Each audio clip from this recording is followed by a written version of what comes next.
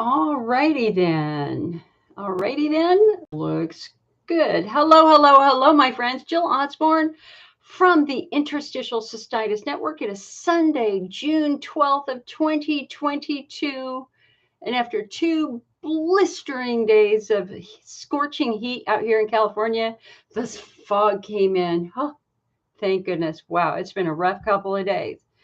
So this is our normally scheduled IC support group meeting. IC, but everything's changing now because we don't think of IC as a bladder disease anymore, according to the latest American Urology Association guidelines. It's a chronic pelvic pain syndrome in the same family as irritable bowel, vulvodynia, fibromyalgia, et cetera, et cetera. And so this is far more than an IC meeting. This is a IC bladder pain meeting, but this is a prostatitis meeting. This is a vulvodynia meeting. This is a pelvic pain meeting. So I'm here to take your questions and to help anybody who might be struggling. Now, give me one sec. My elderly mom is there. Nicole says 110 heat index in Texas. I believe it. Man, it's going to be a weird year. Give me one quick sec. Okay, are you good?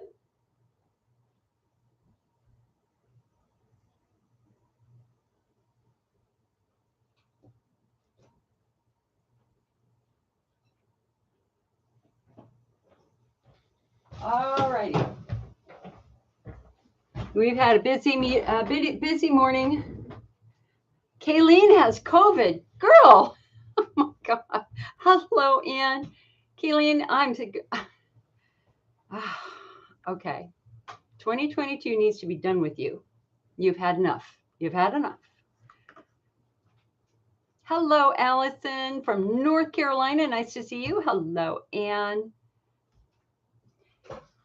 Nicole, I was reading something funny yesterday. They were talking about where a lot of Californians are moving because of the fires. Obviously, we don't want to burn to death, and that's what fire season is like for us. And so people are trying to decide where they want to move to. And a few people have gone to Texas, but the people who have gone there often come back because they're not used to the 110 heat. And it's only June. I have family in Texas. My mother was born in Texas, the great state of Texas. But I like the cool, foggy breezes. So, Caroline, hello, Caroline from England. We've had a busy couple of days, not the least of which was my mom fell 2 nights ago, and so I got woken up in the middle of the night. Thankfully, she was okay. And then last night we had a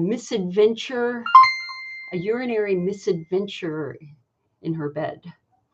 And so I'm a little bit late because we've been stripping off sheets and mattress covers to do all that sort of stuff. Caroline, thank you so much for the 50 stars. Hello, Peggy from Pittsburgh, Pennsylvania. I hope that you're well today. I truly hope that you're well. How's your IC? Hello, Susanna from Kettering, Ohio. Thanks for all you do for us. Hope you're having a good day. So far, so good. Listen, we're all alive. It's cooler. And yes, the daily challenges of life with elders is always an adventure, but it is what it is. Hello, Ruth from Philly. Ruth, what's interesting about Philadelphia is you guys at one point in time were a fairly major IC kind of hotspot in the sense of you had a lot of fairly educated doctors there, and then they all left. I mean, Phil Hanno, who was outside of Philly, ended up coming to Stanford, and now he's retired. Christine Whitmore moved away. She went somewhere else. I don't even know what the care, how you find pelvic pain providers in Philadelphia right now. Hello, David. Nice to see you. Nice to see you. So I have been doing our final edit on this giant double issue of our magazine, the IC Optimist. The cover, we'll be finishing up the cover tomorrow, so it has the old headlines from the cover.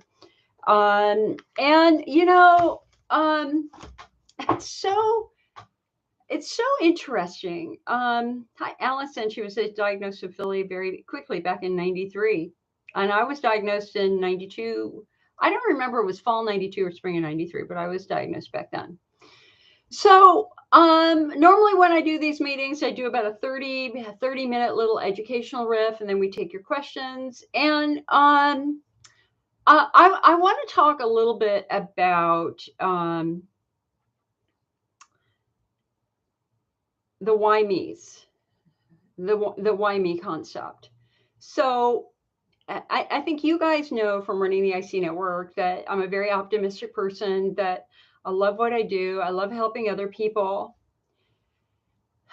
But I, just like all of you, have always struggled with kind of dwelling on the why did this happen to me? And what the hell happened? Why did this happen in the first place, right? And there are periods of time where I'm good. And then there are other periods of time where I kind of live there in my brain.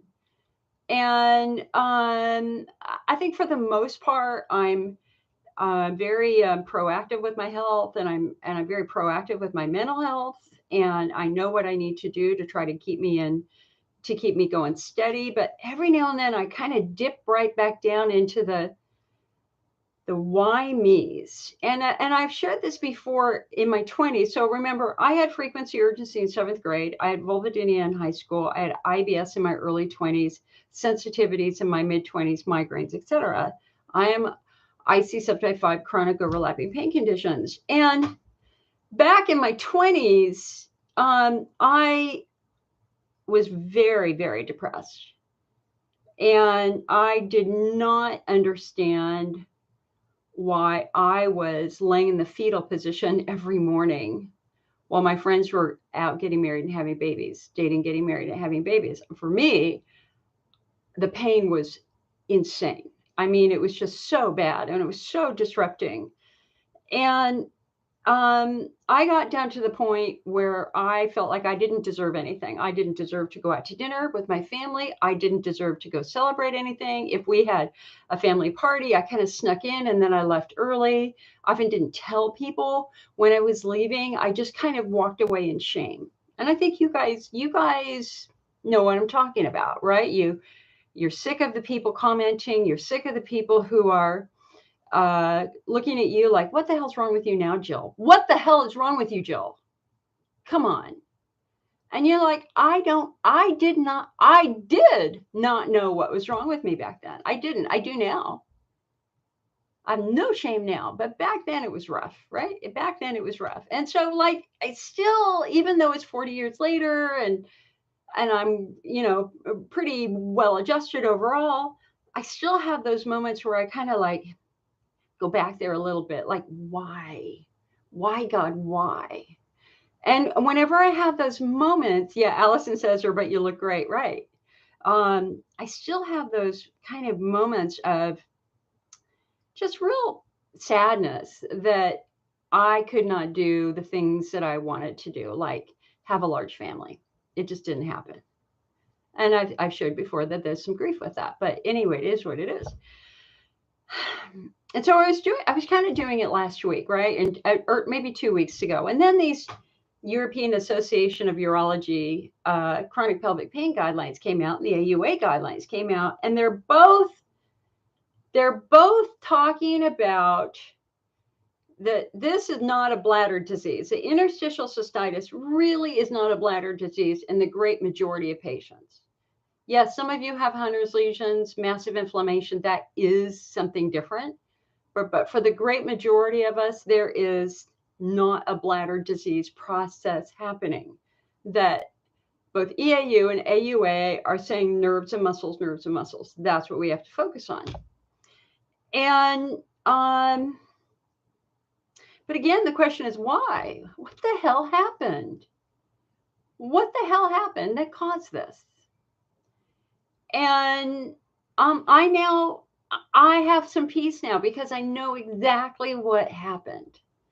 And that is when I was in 7th grade, two things happened. Two neuromuscular things happened. Number one, I fell and broke my tailbone. Pretty badly. In fact, I was touching it the other day, and there's a knob on the end of my tailbone. I mean, there's like a little area of extra bone where that tip of your tailbone is supposed to be, there's a knob there. It's small, but it's there. So I broke my tailbone, and I also developed scoliosis. And if you read the IC Network, IC Optimist magazine, you know we just did an article on scoliosis-driven pelvic pain. That when you have scoliosis or when you have a tailbone injury, we are dealing with a direct injury to muscles and or bones that then influence other things. And so I now believe that, and most importantly, understand in my entire life of having urinary symptoms of one or another, bladder therapies never worked. Sue says I broke my tailbone when I was 11. Exactly. Bladder therapies never worked for me. I was in 7th grade. I had frequency urgency. I could not sit through class. I was diagnosed with a urethral stricture.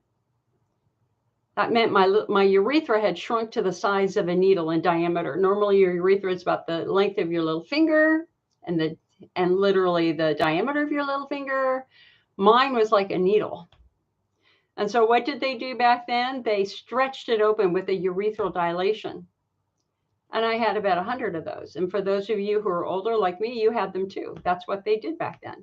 But the mistake that they made is, did they ever ask, why is it tight? Why is it tight in the first place? And of course, now we know why it's tight, because of muscles, because muscles are tight. Why are muscles tight? Because they're compensating for a problem like a broken tailbone or scoliosis. Or maybe you were a dancer, maybe you were a football player, maybe you were a bike rider. But at some point in time, that pelvic cavity, from hip bone to hip bone, down to tailbone, upper legs, lower back, sustained a trauma or injury. It just sustained some sort of trauma or injury. And so what I love about what's happened with the new EAU guidelines and the new AUA guidelines is that that's what they're saying now, is that this is neuromuscular. We did a hydrodistension 5 years ago. My bladder's a baby bladder. It's perfect. There's nothing physically wrong with my bladder, even though I had severe bladder pain. There's nothing physically wrong with my bladder. What there's something wrong with is my pelvic floor muscles are consistently tight. And the reason they're tight is because I have a bad SI joint on my left side and scoliosis. And the legacy of whatever that tailbone injury is. And so this morning as I woke up, it's like, okay, I was taking a shower. I could feel my pelvic floor. I was starting to get that pulling sensation I get when my muscles start to get tight. And I went and got my wand, laid on my bed, put my legs up on the wall, which is what I do. And I used my wand on the inside to test, to feel how my muscles were. My muscles on one side were fine. My muscles on the other side were very tender to touch and tight. So I did my physical therapy. And how do I feel now? I feel great. Would a bladder installation have fixed that? No. Would InterStim have fixed that? No. Would Elmeron have fixed that? No.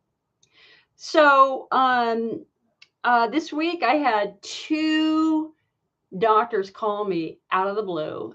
And one of them, she was raving about our book, IC 101. I gave her a review here on Facebook, or actually I think on my Twitter page. So they were very, very complimentary about the way I had written the IC, or that we had written the book IC 101, and the way that we are now talking about neuromuscular issues. And I'm thrilled, but it's a massive change for all of us now. It's a massive change. The IC movement is now, I mean, we were put on our head in 2008 when the first research study showed pelvic floor physical therapy helped, but people were still pulling back and going bladder, bladder, bladder. But now it's done. We're completely upside down now. Now we're really focusing on muscles and nerves primary, with that subset of patients who might have Hunner's ulcers who need to be treated correctly for that. So what's the wand? Alice wants to know what the wand is.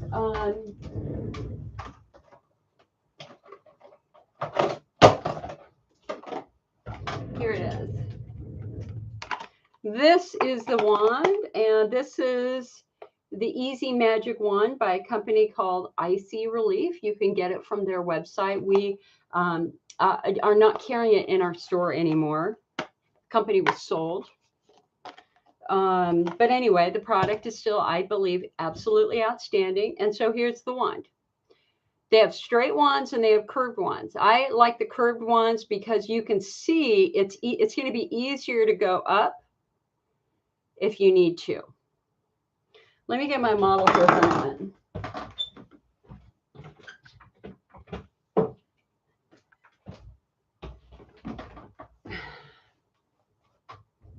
Somebody asked, what is pelvic floor physical therapy like for men?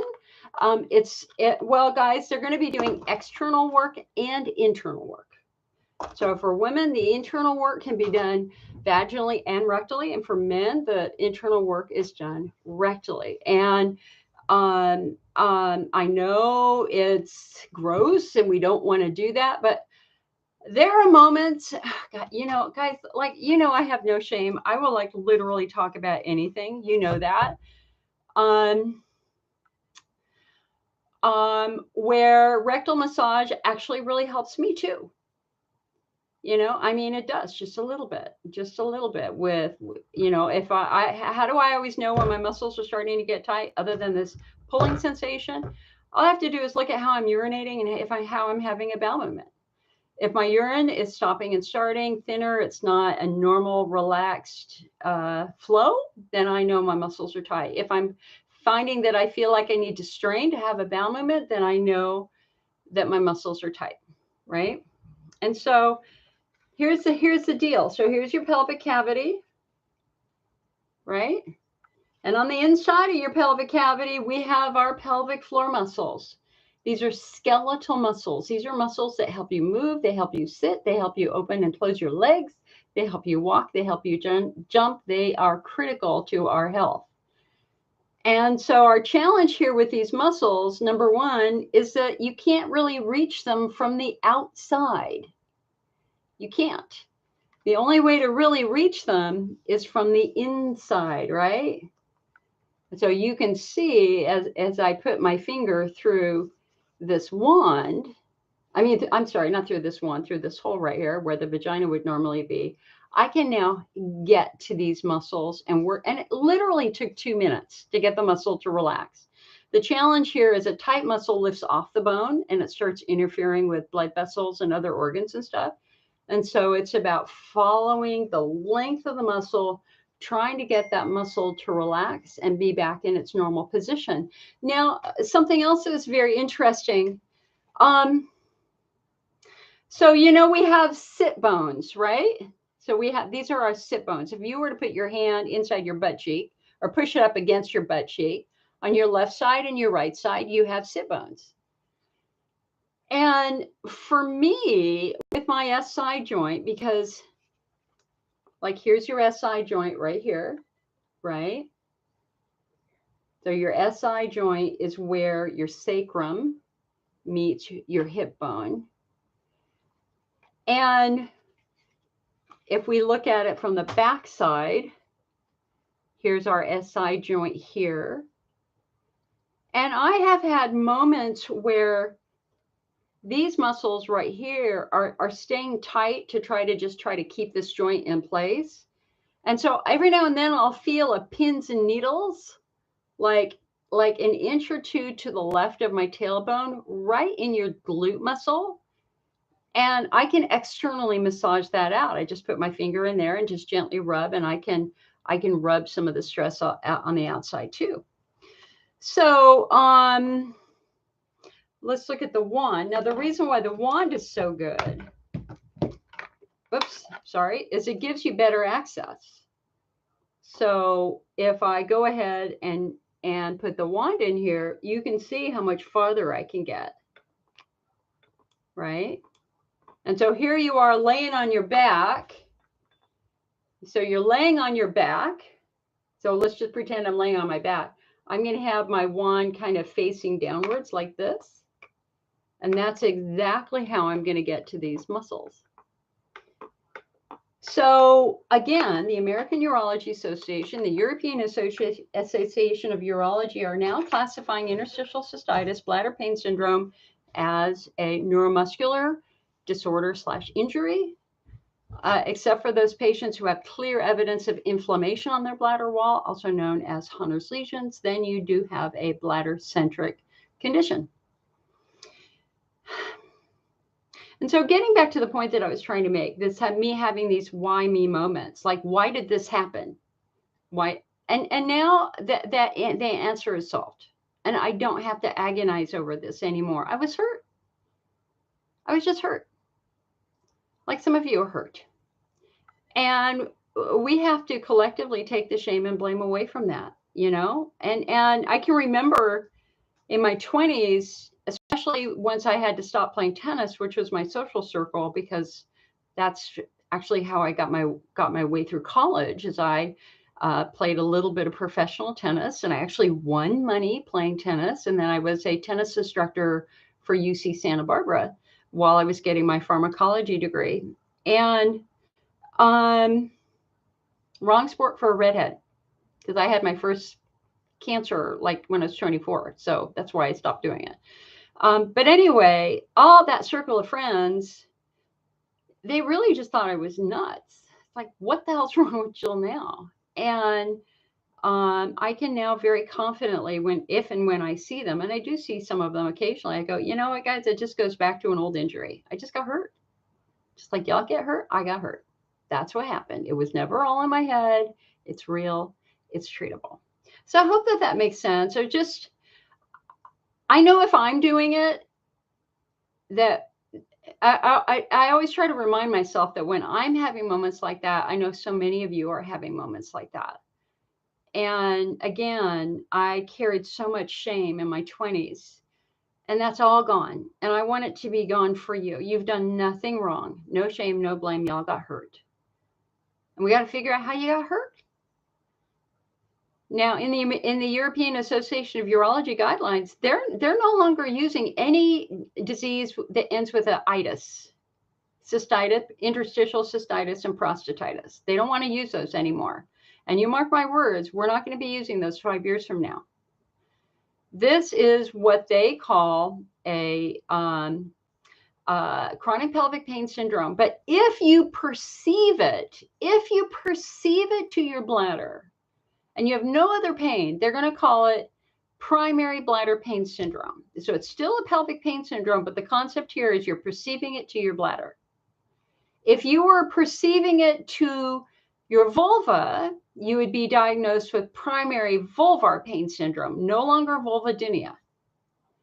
If you were perceiving this to your rectum, primary anorectal pain syndrome. If you have two, then you are chronic pelvic pain syndrome.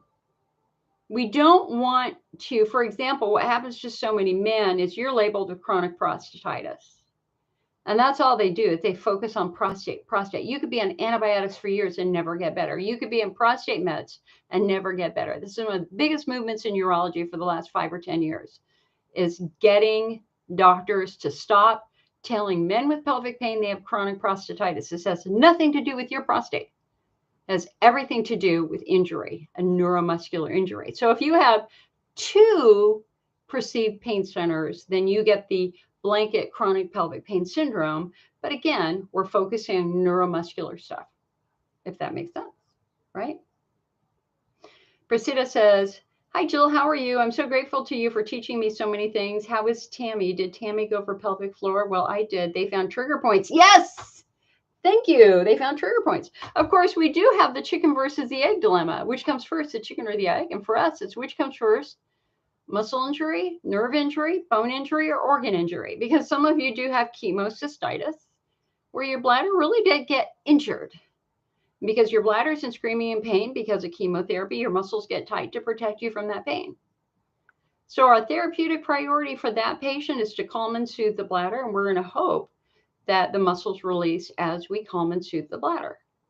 But the opposite is far more likely. The opposite is at some point in time, you sustained a muscle injury, maybe from having a baby, maybe from falling, maybe from breaking something, maybe from being born with one leg longer than the other, or perhaps a club foot. But at some point in time, muscles and bones are not functioning normally. So there can be an acute injury, like just say a bad fall. And the legacy of that bad fall is that the nerves in the dermatome is the area of skin that coincides with an area of your spinal cord. So let's just say you fell on your butt on your left side, or we can say you fell on your tailbone. That's a very specific dermatome that goes to a very specific part of your spinal cord. So now, because of that injury, the nerves in that dermatome are sensitized. They are sensitive. And then you get something called hyperesthesia, where even a tiny, not benign touch might trigger intense pain because those nerves are sensitized. And then what we see is other proximal nerves also getting involved because nerves communicate with each other and talk with each other. They influence each other. We call that neuro crosstalk. So for that patient whose symptoms started after an injury, of course, you had no clue you have an injury. Your first symptom is frequency, urgency, pressure, pain. You call the doctor, hey, I got a UTI.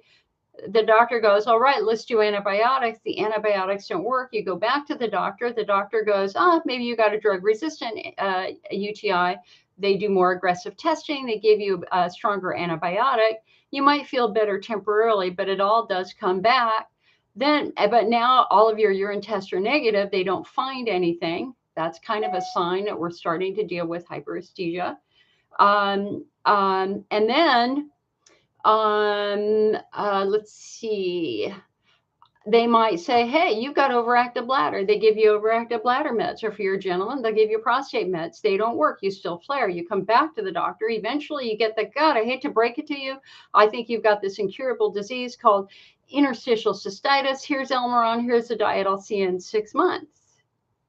Right? That's what they've been doing. That's what they're still doing, even though that's wrong. And you want to get better. You legitimately want to get better. You go home with the Elmeron. You go home with the diet. You do everything you're supposed to do. And you're on the Elmeron and on the DMSO and all this other stuff for 6 months, a year, 2 years, 5 years, 10 years, 20 years. But are you better? Or are you flaring? Are your symptoms still there?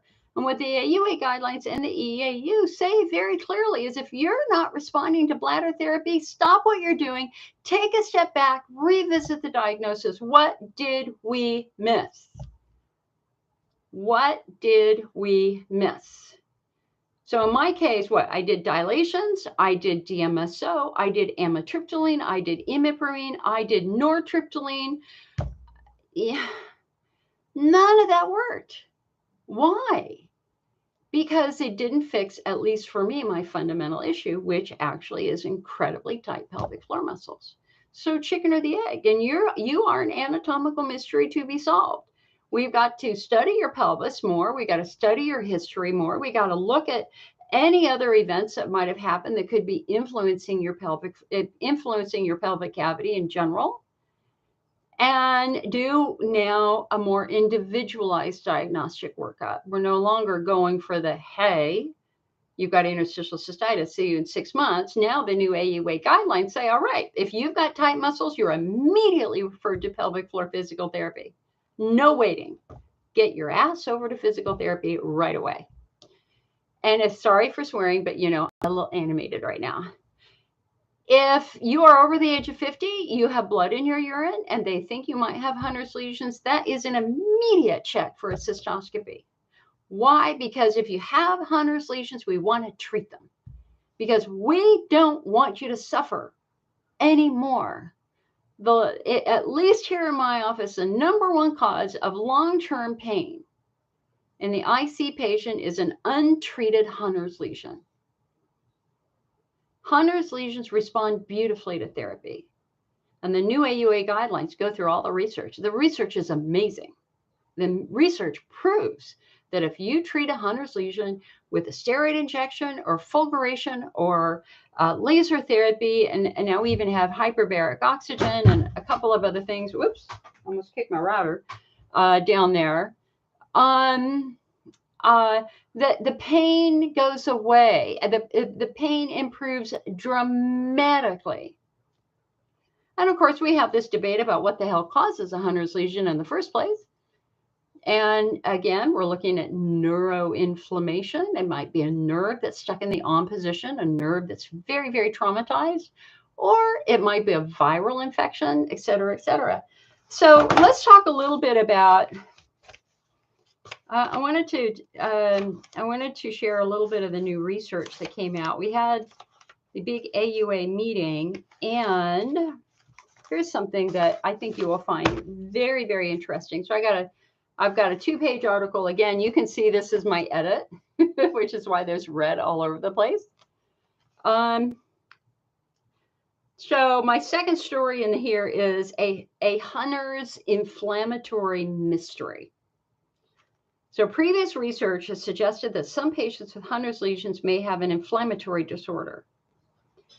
Now, this is going to sound, this is very academic, but I'm going to round it back up so so that you'll understand why this is important. In this study, researchers compared the inflammatory markers taken from the biopsies of Hunner's lesions. They found an increase in B cells, plasma cells, T cells, and neutrophils, but both the B and the plasma cells were significantly increased. Right? So that tells us that we've got an inflammatory process happening. But here's what they found.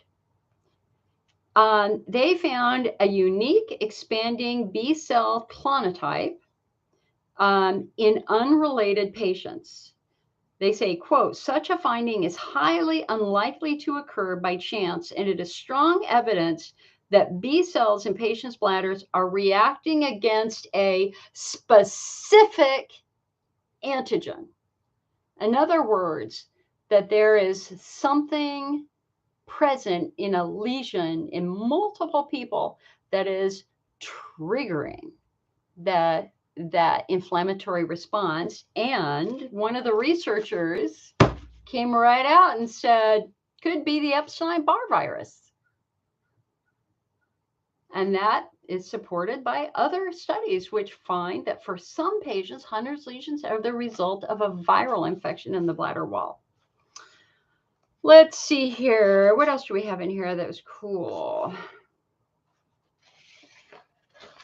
I had to laugh about this paper. I think this paper was done in New Mexico. Do virtual IC support groups work? Well, yes, they do. In fact, the IC network was the first ever virtual IC support group. I modeled it off of a virtual support group at Stanford for Narcotics Anonymous, and I switched over to interstitial cystitis back in 1994.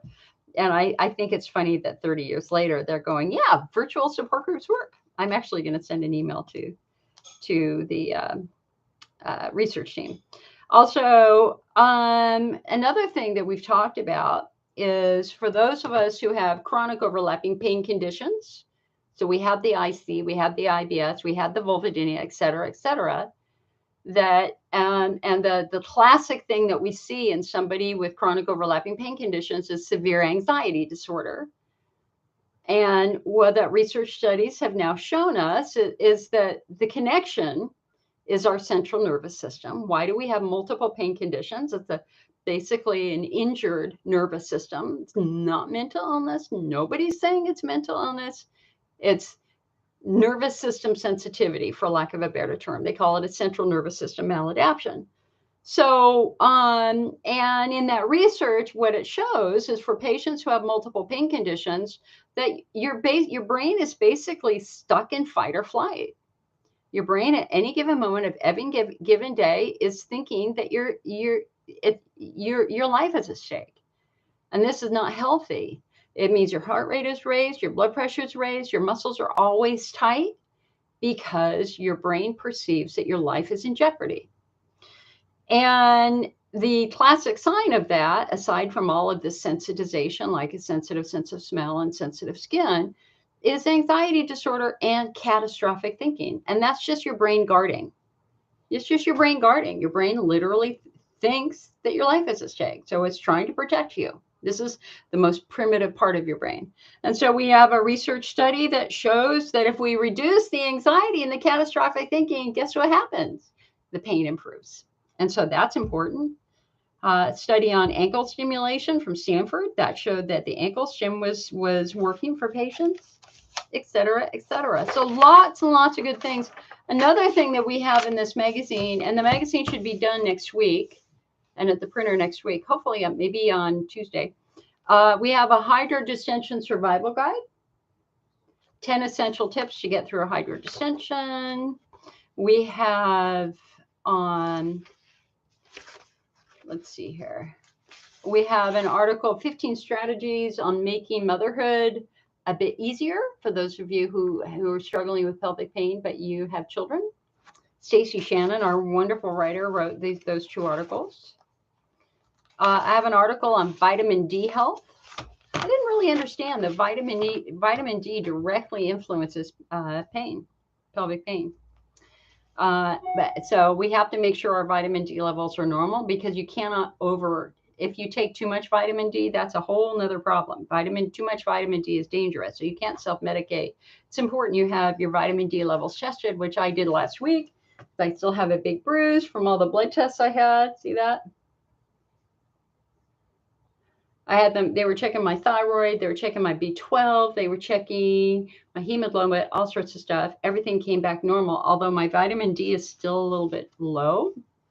So I'm going to be working on that. I'm going to have an article on either driving or buying a car when you have pelvic pain. We have an article on the Clean 15 and Dirty Dozen, how to pick healthier foods, and Bev Lauman's wonderful article on bladder-friendly Mexican food. So anyway, I've been busy. I have been busy. All right, let's hit some of your questions here. All right, so hold on a sec. Now, you guys remember on Facebook, it only lets me go back so far. Angie says, I can't live without my wand. Girl, I feel the same way. Laura says, I've been getting myofascial release 2 times a week. It really helps. Yes, I wish I could do it more. Like, I really wish that I could go to a physical therapist every week, not only for my pelvis, but also for my neck, just with this constant TMJ. That's really what I'm struggling with, is just very, very tight muscles up here also, especially on my right side, which is my right side pelvic floor, and it's my right side of my neck.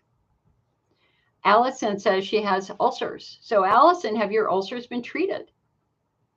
Kayleen says, my physical therapist told me the curved wand, what do I do with it? The curved wand is easier, so you don't have to bend so much and have more room. That's exactly. And they even have for patients who are just a wee bit bigger, where reach might be a bit of an issue, they even have a slightly longer one. Allison says, internal is difficult with having vulvodynia. External does help a lot. Your goal there is to try to get to the internal, though, because as you can see, you're really not going to access the most important muscles with external. We've got to get in here and work on these deeper muscles too. Allison says certain yoga poses too. Yeah. Tanya says, thanks to your advice, I was treated last year for a fungal infection that I had been dealing with for years. The yeast infection is gone, but the bladder is having a hard time recovering. Can you give advice for supplements? I take MSM for inflammation and pain and tamsulosin as a beta blocker. I also use an antihistamine drug and L-glutamine. Complaints that I still have are shooting pains, bladder cramps, and urine loss that does not smell pleasant. The osteopath feels a lot of scar tissue and adhesions. Well, Tanya, it really depends upon what your subtype is, right? We have to really try to understand the underlying anatomy here. And is it Hunner's lesions? Is it bladder wall driven? Is it pelvic floor driven? Is it pudendal neuralgia? Or do you have central sensitization? Those are our 5 core groups that we're looking at. The challenge with the yeast infection is, well, okay, concept number 1 is age matters, that your bladder health is going to be directly influenced by your age. Your bladder needs estrogen to produce that nice thick coating of what we call the mighty mucus that helps protect the tissues and repels any irritants in your urine. So unfortunately, that mighty mucus is estrogen dependent. When you're young and you have lots of estrogen, you have lots of mucus. When you're older, you have much less estrogen, therefore much less mucus. Therefore, it's much easier for your bladder to become infected and or be irritated by something in your urine like coffee. And so concept number one is, is one reason why you had the fungal infection is that you're older and your skin isn't particularly healthy. If your vulva is dry and your vagina is dry, so is your urethra and so is your bladder. And so the most important therapy for that is always going to be a topical estrogen. And I would encourage you to Google topical estrogen safety so that you can look at the research, because as people were terrified of estrogen 10 years ago, now we know that topical estrogen is much safer. It's much, much, much safer. And so I use topical estrogen. In fact, I used a lot of it last night, as a matter of fact. So concept number one, quality and health of your skin. And is that why you're prone to a fungal infection? Of course, you could have also been prone to a fungal infection from taking antibiotics, which disrupted your biome and killed the bacteria, which normally keep fungus in check. So that's also a possibility. If I can't see how old you are, hun. I have no clue. All I see is your picture wearing its beautiful pink shirt. Pink is one of my favorite colors, but I can't see your age. I'm just gonna guess that you're around the age of 45 to 50. As that estrogen levels drop, your bladder can't defend itself. And so from a supplement standpoint, we're always going to be looking at something that provides a coating effect, and that's going to be chondroitin. We had a research study 3 years ago presented at the European Society for IC that showed that chondroitin was the most important ingredient in an installation in restoring the superficial integrity of the bladder wall. So we kind of apply that to supplements too, that the most important ingredient is really probably going to be chondroitin. And please note that this isn't me selling you something. This is the American Urology Association in their guidelines saying they want you to try supplements before you try the oral medications, because the supplements don't carry the risk of adverse event, the same high risk. All 4 out of 5 medications that are listed as oral meds all have significant side effects. The supplements do not. They might have stomach upset, but for the most part, the supplements are much gentler on your body than, say, amitriptyline. And so this is the AUA saying, please consider trying the supplements. So again, for that coating effect, we're going to look at the ingredient chondroitin. And there really are 4 primary supplements that contain chondroitin. The first one is Bladder Builder, which is, in my opinion, the best supplement on the market because it has the most methods of action, including the use of chondroitin for the bladder wall, quercetin as an antihistamine, beneficial probiotics for the gut, and palmitoethanolamide PEA for pain relief. So Bladder Builder, it really is, in the people that I work with, I think the most dynamic supplement. But it's a big supplement. It's a bold supplement. And if you take a probiotic or eat yogurt, then we would say, don't try Bladder Builder because it's got probiotics in it. If you're more sensitive, we turn you to Bladder Rest. Bladder Rest is kind of a clean, pristine formula for people who are a bit more sensitive. Or you can try Cystomend. Cystomend is a very strong chondroitin supplement that really focuses on the bladder wall and is really kind of the direct match for patients who are trying to get off of Elmeron because of the concern of eye disease. So if you feel like you need a very strong bladder coating effect, Cystomend would be the one to try. And then of course we have the old standby Cystoprotect, which has been around for a good 20 years or so. So Bladder Builder, Bladder Rest, Cystomend, or Cystoprotect. If you have, what's the right way to say it? A lot of like skin irritation, then that's where aloe might be helpful.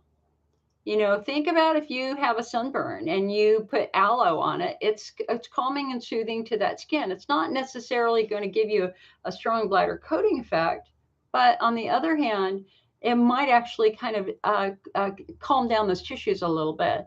And so aloe path is the aloe that we suggest now. Sierra says, how does IC have something to do with COVID? If you've gotten COVID, that inflammation from COVID can affect the bladder and put you into a really severe flare for a few months. And you have to treat it exactly the same way. You're going to have to really follow the diet if you've had COVID and your bladder's screaming. Do everything you can to protect your bladder, increase your water intake. And I would again be looking at following what the AUA suggests. They say, number one, try the supplements, see how that does. If that doesn't work, then you can go to some of the oral medications. If these don't work, then you can go to the intravesical installations, like the heparin lidocaine installation. If those don't work, you can then go to Botox and some of the procedures as they perceive them. The good news about the COVID cystitis flares is that they do eventually resolve. But, you know, there you go. Jeannie says, I've been getting pelvic floor therapy and therapist says I'm not that tight. My urine starts and stops and it feels like a pulling sensation. I do have Hunner's lesions. So if I'm not tight, what could be the awful pulling sensation? Well, it could be that the Hunner's lesions are just really badly tweaking a nerve. That's possible. But they say you're not that tight, but you're still a little tight. So the other thing I would be wanting to know is there anything else going on with how you walk, how you sit? Are you having pain when you sit? Are you having any sciatica pain that shoots down your leg? Are you having any low back pain? Anything else that can help us understand the overall health of your pelvis?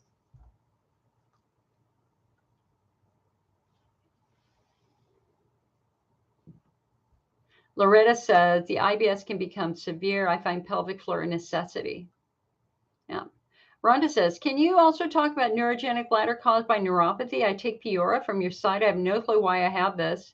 I definitely get bladder pain, hip and lower back pain, as well as numbness and tingling in my limbs. Well, honey, it could be something as simple as a ruptured disc in your back. I mean, at some point in time, the nerves in your pelvis, the nerves around L4, L5, which are the nerves that basically influence your bladder, were hurt in some way.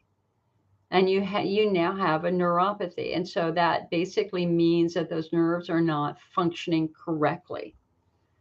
I hope that Peora is helping. So Peora is palmitoethanolamide. It's really ideal for somebody with nerve pain, nerve sensitivity.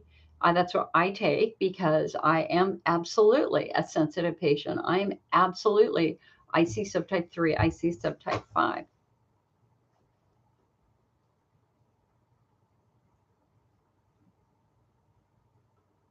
Shira says, for me, it all started after a bacteria. How can it be that it's an injury? Because bacteria injure things, hon.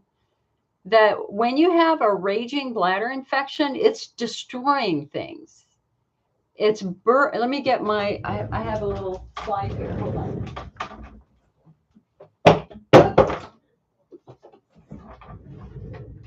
Whoops. Stay. All right. You know, I'm working in front of two computers and two separate cameras right now. So when I'm looking over here, I'm looking at YouTube. When I'm looking here, I'm looking at Facebook. All right. Okay, so I want you to look at this model here for a moment. This is actually one of the old educational cards for Elmeron. And what they believed is that Elmeron acts as a protective coating. So you can see here the blue, the darker blue turquoise areas are what they would consider healthy skin, a healthy gag layer.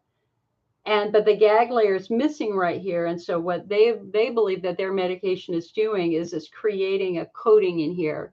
And by having this coating, it's now preventing bacteria and anything else from your urine from getting down to these cells. But when we lose, and so you can see when we lose the coating, We now have irritants and potentially bacteria now penetrating down right into those cells that can be infected. So this top cell might be infected first. It is immediately converted into a bacterial factory. It then ruptures, the bacteria are released, and it now goes down to the next cells. So now the next cell's infected, then the next cell is infected, then the next cell is infected. And so you have the equivalent of tunnels. You have little tunnels going throughout your bladder wall when you have a bladder infection. But now you've taken antibiotics. The antibiotics have killed the infection. The infection is no longer visible either with a urine culture and or next generation tests. But our challenge here now is that we have got to heal. We've got to create an environment that will help restore this good, normal, healthy urothelial cells right here. And that's why diet is so important, because if you pour acid on a wound every day, what's going to happen to the wound? It's going to get worse, not going to get better. Your job, if you have UTI or some sort of bladder wall injury like chemotherapy, your job is to create an environment that will support healing. So bacteria do cause significant injuries to the bladder wall. Marlia says, I now have these same symptoms. My hips and back ache terribly. I have arthritis in my knee. My left knee is worse, so now my left hip aches. Yep. Anissa says, how do you keep from being depressed from being in injury from mesh? You know, and what's interesting is that the EUA pelvic pain guidelines are very specific about mesh injuries and how important it is that the doctors look for what they call foreign objects in the bladder, including mesh erosion. You know, honey, I would be angry, and I would be involved in the lawsuits and joining mesh support groups because you were injured by, you know, a company. I've shared this story, and I think it was 60 Minutes or Frontline, one of the two, because I love both, and I really love Frontline, that PBS documentary series. One of them did a story on the whole mesh debacle. And, you know, I was at the AUA conference where literally they brought back the very first reports of mesh problems. And what the documentary taught us is that the original company that started using the mesh is polypropylene mesh. So imagine a netting, kind of a netting that they could implant in the body to try to support tissue like a prolapse or hernia, right? And so it's to put a barrier in there so something doesn't move where it's not supposed to move. So anyway, the company was using polypropylene, and they were buying it from an American company, and the American company stopped selling it to them and said, this is not meant for human use. We are not selling you anymore.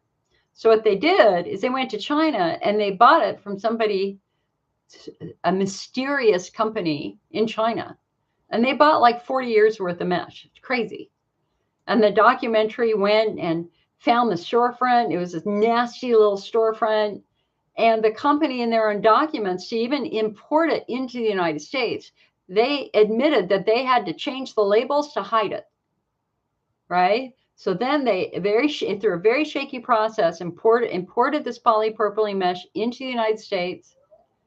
And then when they did their safety testing, and they compared the new mesh with the old mesh, the new mesh from China wasn't as good. It had more problems anyway.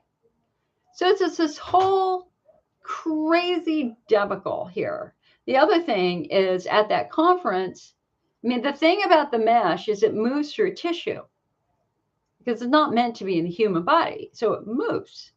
And so what happens is it starts eroding through tissue. It can erode through your urethra and sever your urethra. It can erode into your vagina, where if you're having sex, your partner feels the rough edges of mesh. So there's lots and lots of issues with mesh right now, and there's a huge uproar and outreach on behalf of patients who have been injured, like Anissa, from using mesh. And I just think it's important that, you know, you Use your anger constructively. I always say, if you're up at night having a flare, get out of bed, get a pencil, get onto your computer and write a freaking letter to your senator and let them know how bad this is and how hard this is without pain care. And you need to do the same for MASH. You need to be incredibly vocal. It's remarkably healing when you let out this anger, because you are angry justifiably, but you can't live there. You can't swim in that anger. It happened. It's done. It's over. You were hurt. You deserve to be compensated. And let's see what we can all do to try to give you some normality in your life. And I'm so incredibly sorry that happened to you. It should never have happened. And this gets right back into the FDA review process, corporate influences over the FDA, et cetera, et cetera. It's just, we have got to, I follow a lot of doctors, and I belong to several medical associations. And so I follow a lot of their discussion strings. And it's just becoming all the more clear that medical care in the United States and pharmaceutical care in the United States, it's all being driven by surreal profit margins, and it should never have happened. We need to get healthcare out of the profit sector. It should all be nonprofit at this point in time. 2 minutes. There was a lady on TikTok last night who her insurance changed, and she had multiple issues that she'd been treated for about 10 years. I think she had MS, right? And 6 of her meds were no longer on the formulary. So she would have had to pay $9,000 a month to get her meds. We got to stop this. When you're having a flare, get pen to paper, or put your fingers on a keyboard, and you need to write your senators and your congressmen over and over and over again and tell them your story and that you can't afford these rates.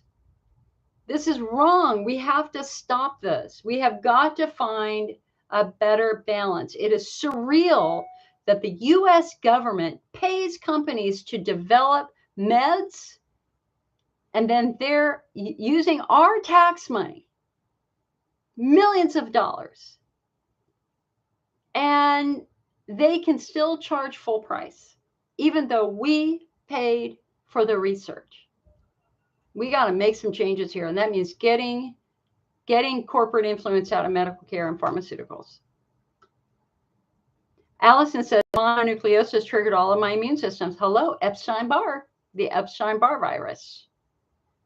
And there was something new about Epstein-Barr. They think that Epstein-Barr now is also one of the triggers behind multiple sclerosis. And that was like 2 months ago. Hi, Callie. You guys, we have Callie Kragier. Callie Kragier is one of the young guns in the IC world now. She is a registered dietitian working specifically with IC patients. She has IC herself, and she's she's got the top IC TikTok channel, and I bow to her online prowess. She's great. Allison says, I have chronic anxiety and a history of childhood trauma, which they are also looking at the fight or flight effect. Exactly.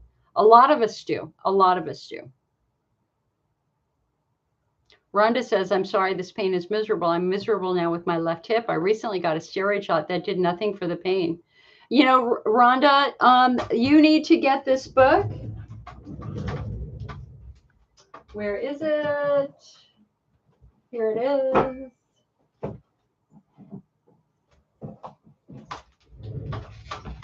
Okay, Rhonda, you need this book. This is the book that's going to help you understand which muscles and nerves and everything that is involved in that hip injury and how it's influencing everything else. Honey, this book is the bomb. Breaking Through Chronic Pelvic Pain by Dr. Jerome Weiss.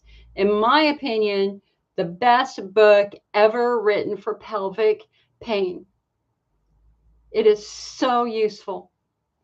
And so one of the things that he says in this book, Rhonda, and for those patients who have long-term chronic muscle tension, and no matter what we do, the muscles get tighter and tighter and tighter. We always have to take a step back and we have to look at bones. And obviously you have an issue with your left hip, so that's issue. So that makes sense. We want to look at the SI joint. We want to look at the hip. We want to look at the knee. But here's what he found. 90 to 95% of his patients with long-term chronic pain, pelvic tension, they were not walking normally. It came down to how they were walking. They were pigeon-toed, they were duck-footed, they had an ankle rolling in, they had Morton's toe where the second toe is longer than the first toe. They had Morton's neuroma. They were not walking correctly. And so what he found is the last piece of the puzzle for many of his patients with chronic pelvic pain was actually a visit to the podiatrist to try to figure out why they weren't walking correctly. I want to show you this one picture. Let me see if I can find it. What is that? Like every single time I open this book and read this, I've already read it twice. I just have to keep reading it. All right, so I want you to look at this picture for a moment. Okay, so let's look at this picture for a moment. So here we have a normal ankle and foot. And you can see that the leg bones are basically, here's the shin bone at a right angle to the ground. And you can see the forces are reflected fairly straight, directly up into the pelvic cavity, okay? That's a good leg. But what if you have an ankle that rolls? Look at this. You can immediately see how this distorts the leg and eventually the muscles in the pelvis. So you can already see that the shin bone is now at an angle. And the femur is now even at a greater angle. And look at what that's doing up here to the pelvic, to the piriformis muscle and the muscles in your pelvis. They are now being stretched. So look on this side, this is a normal. That's normal. On this side, we've got muscles that are being stretched, maybe another 20% or more.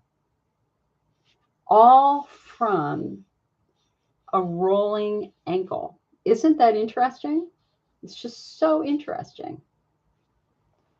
So I can remember I was working with an IC patient like 2 years ago. Her muscles are just hard as a rock.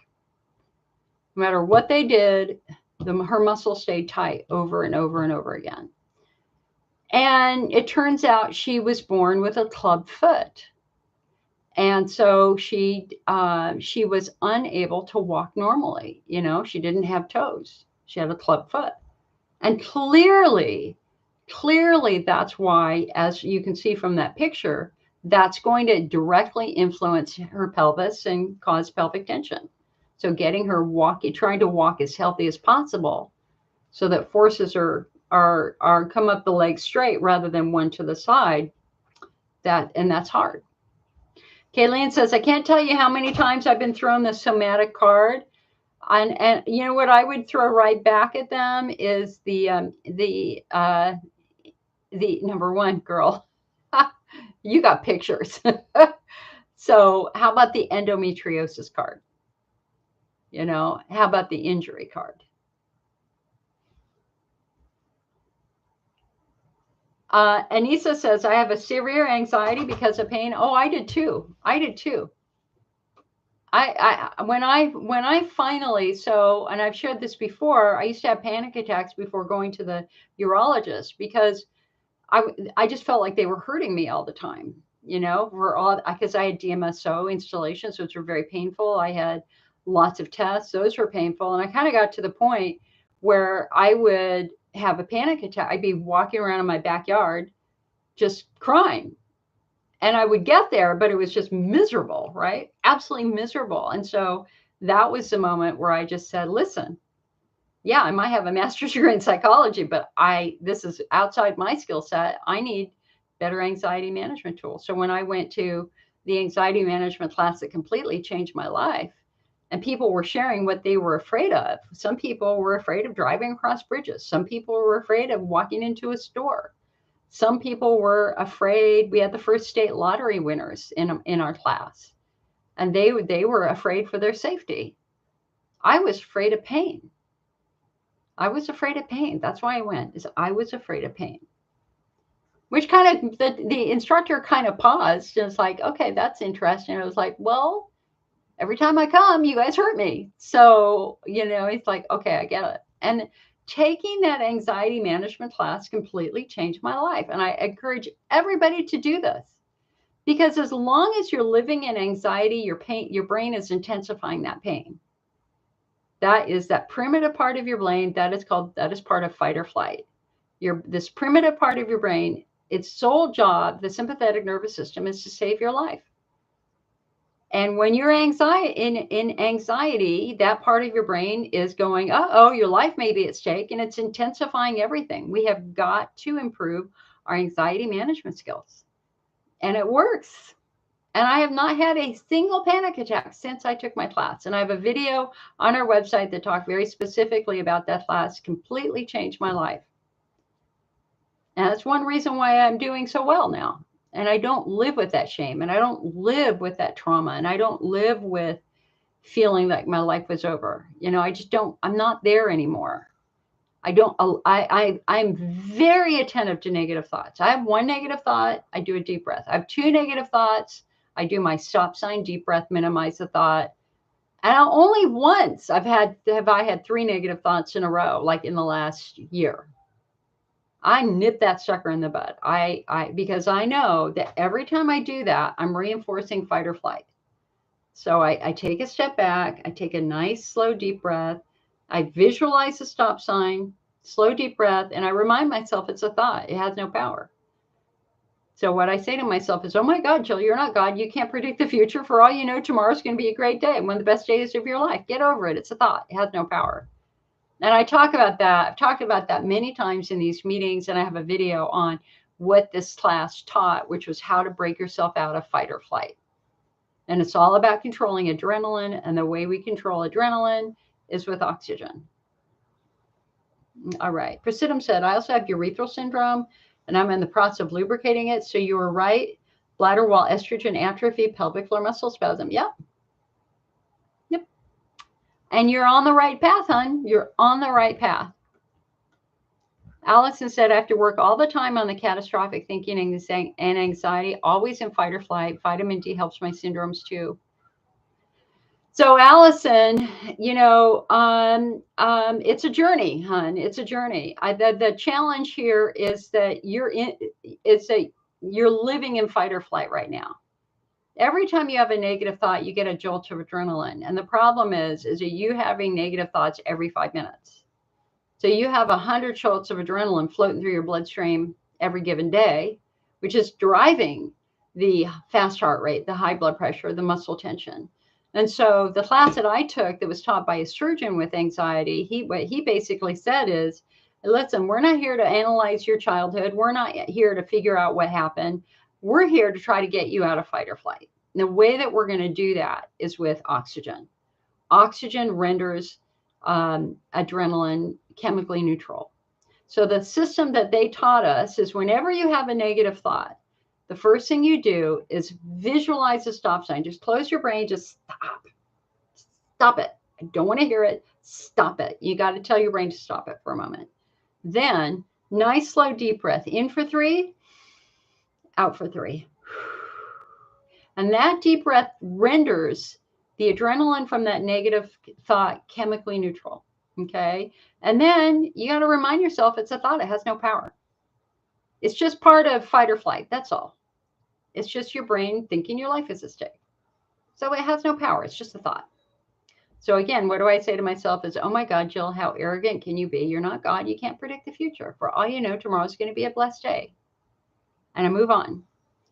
So he challenged us. He taught us the stop sign, deep breath, minimize the thought technique. And then he said, all right, This we have one goal for the next week is to get you out of adrenaline overload, because you are swimming in adrenaline now, and that's driving everything.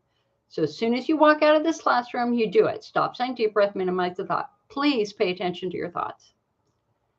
And I had my first negative thought as I walked out of the room. It'll never work. How ridiculous is this? But I did it. Stop sign, deep breath, minimize the thought. I'm a chemist. I was intrigued by the chemistry. It's like, okay, I got nothing to lose. I do not like living this way. I'll give it a shot. Now, I did that at least 100 times the first day. And when I really paid attention to my thoughts, I was shocked. I had gotten so used to them that I just didn't even, I was shocked when I actually listened to what my brain was doing.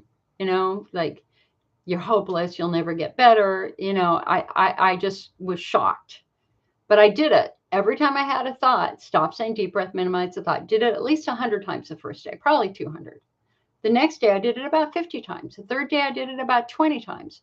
5 days later, I did it once.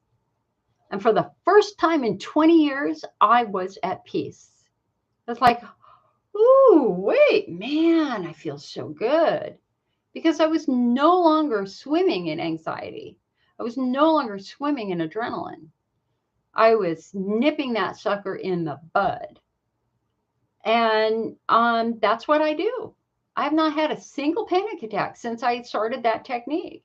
I got to the point before COVID, I was doing it maybe once a quarter, not even once a month. But with COVID and with elder care, I'll tell you that it's a lot harder, and I am back to doing it maybe once a day or once every other day, but that's okay. Life is hard right now. It's hard. And so learning to keep those adrenaline levels low is central to minimizing anxiety and catastrophic thinking, okay? Also, surrounding yourself with positive things. I mean, if you could see in my office, I got flowers, I got plants, I've got all sorts of happy things, butterflies everywhere. If you could see up there, I have a whole lamp covered with all sorts of butterflies and birds and things like that. I live in a happy home. The windows are open and I let the sun shine in. I fill myself with positivity, and I do a lot of affirmations. And one of my favorite ones is, be bold and mighty forces shall come to thy aid. Be bold. If you need help, you can call the best in the nation. There's no reason why you can't. Be bold. If you're not being served by a local doctor, you have outpaced the skills of your local doctor, be bold. Call your local university. I can do all things through my faith, which strengthens me. And insert your faith. Every day, in every way, my life is getting better. I say that to myself all the time. And that is why I truly believe that I am pain-free now most of the time. I do not have bladder symptoms. I do not have IBS. I do not have vulvodynia to the degree that I had before. And I now know that if you were to tell me I need to fly across the country tomorrow, I would have a stress flare. No doubt about it. I would be up, maybe before this. Well, I will tell you, if I have to get on a plane, I do not like flying at all. I will normally be up the night before with IBS and IC. But now I know what that is. It's not a bladder disease. It's not a bowel disease. It's a stress response. It's my body stressing over this scary thing that I have to do. I hope that makes sense. Sherry says, I saw the new doctor's PA and he ordered a lumbar spine without contrast MRI for chronic pain, but he was reluctant. Says it's not going to be a sure way of knowing the pudendal nerve entrapment. I have 2 questions for diagnosing PNE with an MRI. Should it be a pelvic MRI or shouldn't it be with contrast? I don't know, hon. I don't know. You're going to have to go to one of the Pudendal Neuralgia groups and ask them. I just don't know.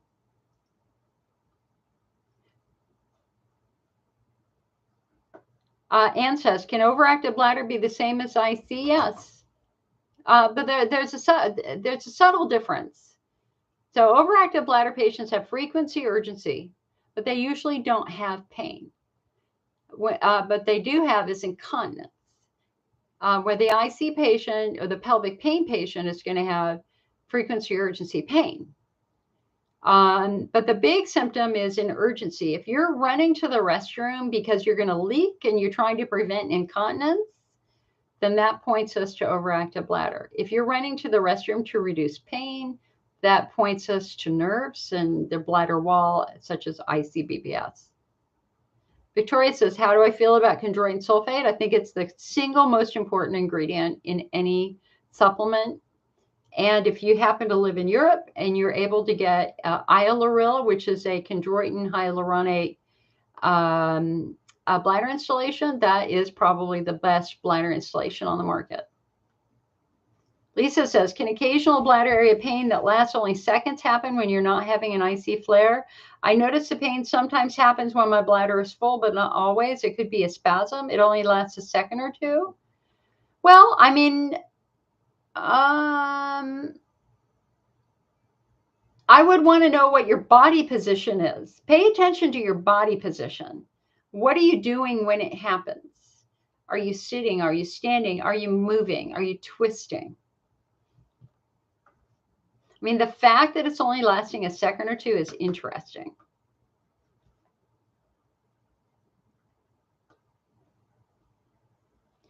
Kayleen is going to the ER. You can't take a full breath. My legs are feeling floppy and my chest hurts. Okay, honey. Hopefully you've already left. Best of luck to you, my dear. Anissa is saying, I think Boston Scientific is the company that bought the mesh. Yeah.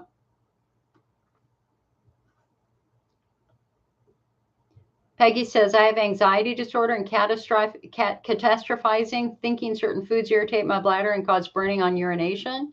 Mustard, balsamic vinegar, barbecue sauce. What would be the best supplement for me, Cystomend or Bladder Builder? I'm leaning towards Bladder Builder. Either or, hun. I mean, you just kind of have to guess. You just kind of have to pick one, give it a good 2 to 3 months, and then just know that if that doesn't work, you can try the other. I like the Bladder Builder because it calms nerves down. Hi, Erin. Can't wait to get the book. Victoria, how do I feel about chondroitin supplements? I love them. Ruth says she walks with a limp from a stroke. Yep. Erin says, I have hip and SI joint pain. I've never walked normally since I was little. I had to wear casts on my feet for several months as a baby, but I know it's not normal still. Right. Cindy says, my sibling has Sjogren's and I have IC. Are they related?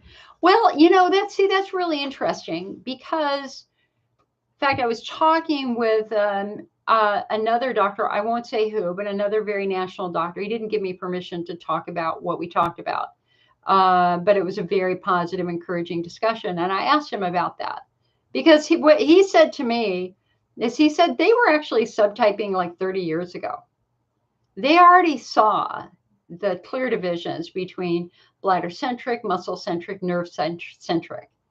And that was kind of, there was a lot of internal debate among researchers. Is it a bladder disease? Is it not a bladder disease? But clearly the more intuitive doctors saw that there were these unique patient groups, one of which wasn't, hold on, I just heard a weird noise. Hold on.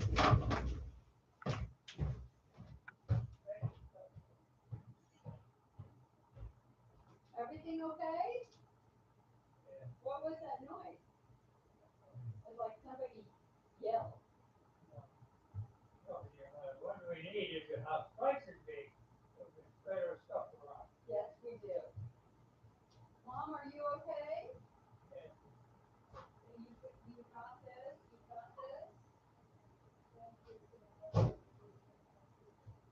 I just thought I heard somebody cry out pain, so. Crowd. Okay.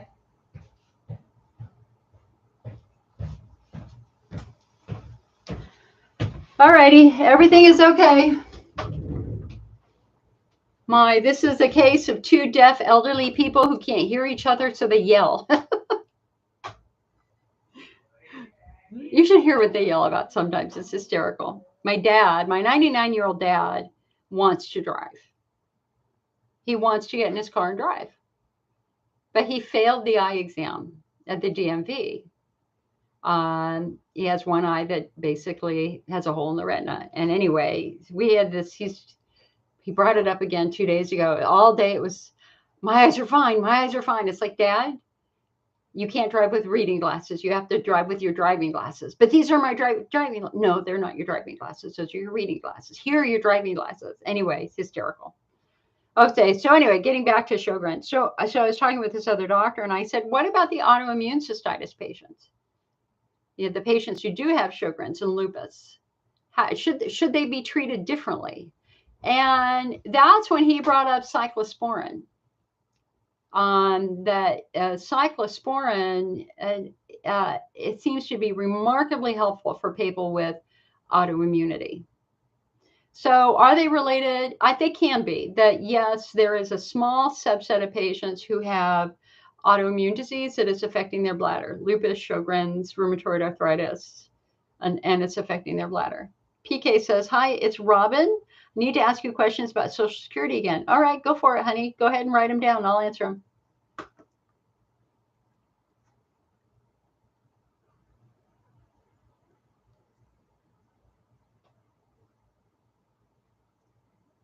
Marlia says, I've been hearing that alkaline water is very drying. You also mentioned not to drink alkaline water because it is drying. What is it about alkaline water scientifically that causes it to dry out the bladder, which is how mine feels? I guess I made a mistake drinking it. I now have switched to spring water.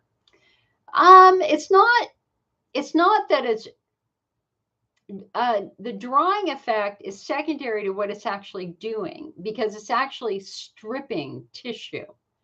So let's talk about an acid versus an alkaline. So, and again, I can remember and when I took inorganic chemistry, and our teacher, our professor, basically said, bleach will eat your eyeballs out just as quickly as sulfuric acid. Always wear your goggles, right? Always wear your goggles in the lab. And so it makes sense that if you pour acid on your skin, it would burn your skin, right? I mean, acid, that's why we see so many people in Asia and then the Middle East who they get acid thrown in their face by somebody and they end up with these horrific burns on their faces. It's disgraceful. Well, alkalinity is just as bad, but in a different way. Alkalinity, I don't know if the right word is dissolves, but if you've ever spilled bleach on your hand, what happens is it gets really slippery. And the reason it gets slippery is because it's eating away at your skin. And so it's damaging your skin. If you were to leave the bleach on your skin, it would turn red and you would end up with a wound from it too. So both strong acidity and strong alkalinity are damaging to tissue. I remember we used to go to these food shows, the fancy food show, looking for low acid food for you guys. Of course, COVID has stopped all that. But anyway, that's where I first tried alkaline water.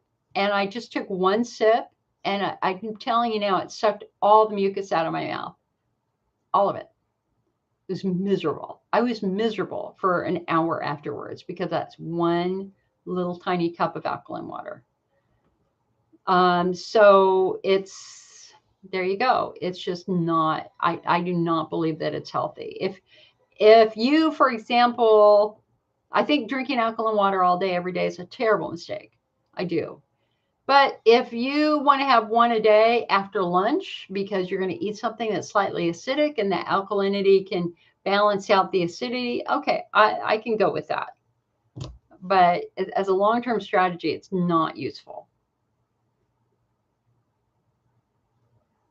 Victoria says, thank you so much. These lives you do are extremely helpful. Guys, if you like what I do, if you like these meetings, please come on over to the IC Network and sign up to become a member so that you can get our magazine, the IC Optimist. You can sign up for $25 a year and get it all by email. And that just really helps me do this work. And we have 4 employees, and it's helping us do what we need to do to try to bring this to you. We have writers. I have writers. I've got programmers, although I do a lot of programming, and we have somebody in our warehouse who manages our warehouse and packs the orders that you place in us. So please come on over to the IC Network, shop in our store where you can get the supplements, you can get the books, like our new book, IC 101. It's not just which I now have to rewrite with the new AUA guideline. I don't know when that's going to happen. Maybe this fall. We'll see. PK says, can I call you again today? Not today, honey. I got things I got to do today. I have to do, we had a little accident in the middle of the night in my parents' bedroom with urine. And I have to go in there and do a lot of washing. The washing's already started. And I've got to clean the carpet and I got to clean the mattress and stuff like that. So today is not a good day. Tuesday, okay? But you feel free to ask here because I'm willing to stay on as long as I can. But once I'm off, I got a ton of work I got to do to clean things.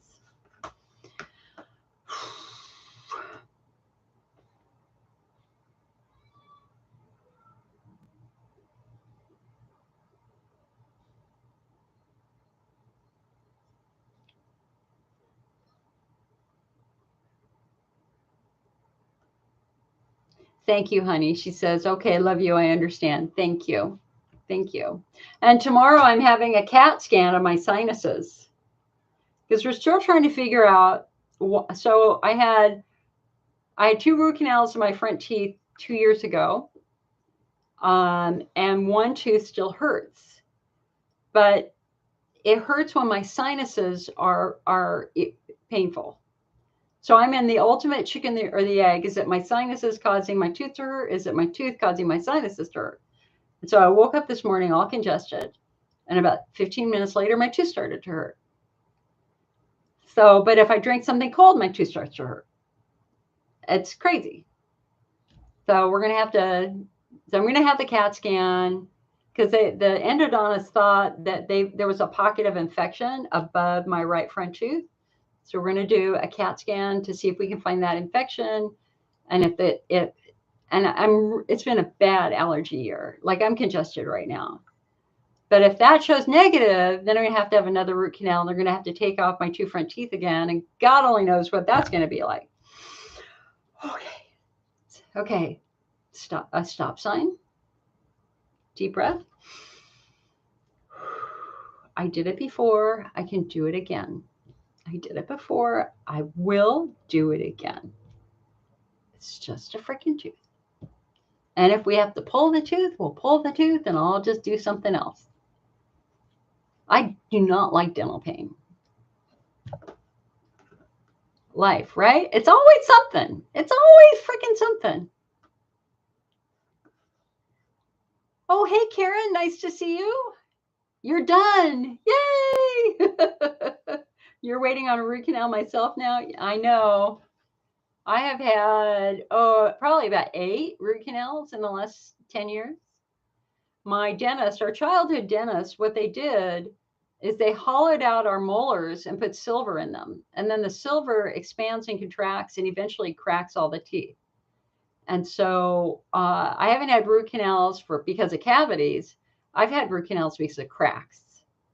And there's no fixing it. I envy anybody who's not younger than me who they didn't do silver fillings and they gave you that fluoride thing that covered your teeth. Holy hell, I would love that because I probably, it's so annoying. It's so freaking, 3 more days? Oh, exactly. Karen says exactly. Cracked teeth. Exactly. You know, we have to throw in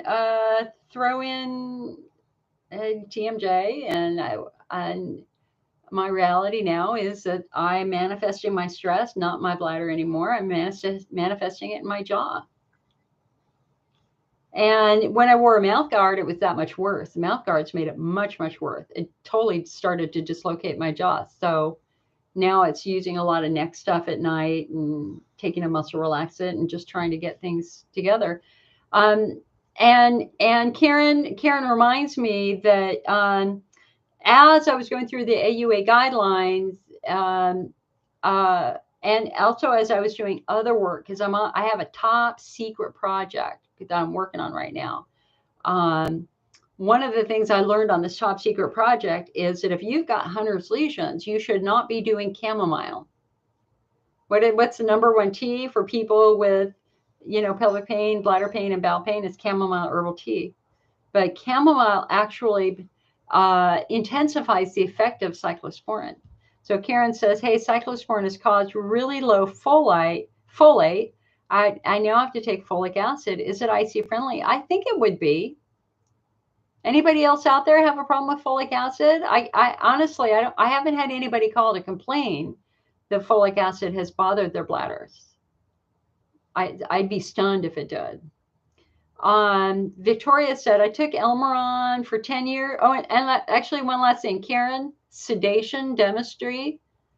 I use sedation dentistry for root canals. And that has gotten me through those worst root canals. They say I'm a really good sedation patient. I hope so. And so I'm trying to decide if I want to be sedated for this right front again. Don't have to do the left, just the right. Okay, Victoria says, I took Elmeron for 10 years and stopped taking it 2 years ago. My vision turned blurry 1 to 2 minutes after getting the first dose of the COVID vaccine.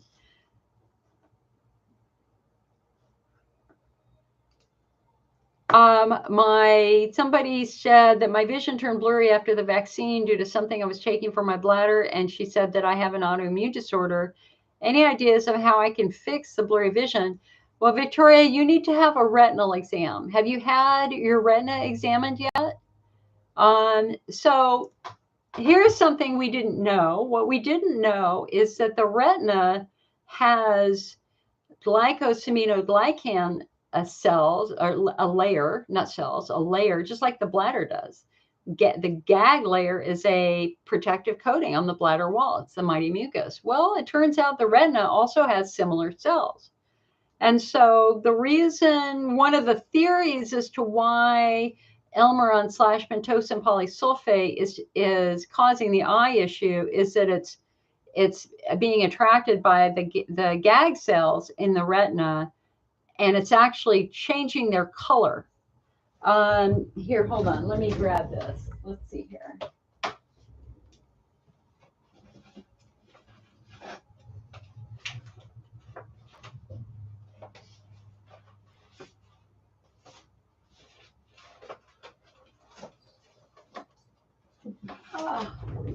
I try to be super organized with my stuff I use.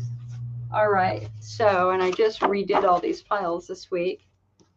So let's take a look at what happened. And Facebook, are you guys okay?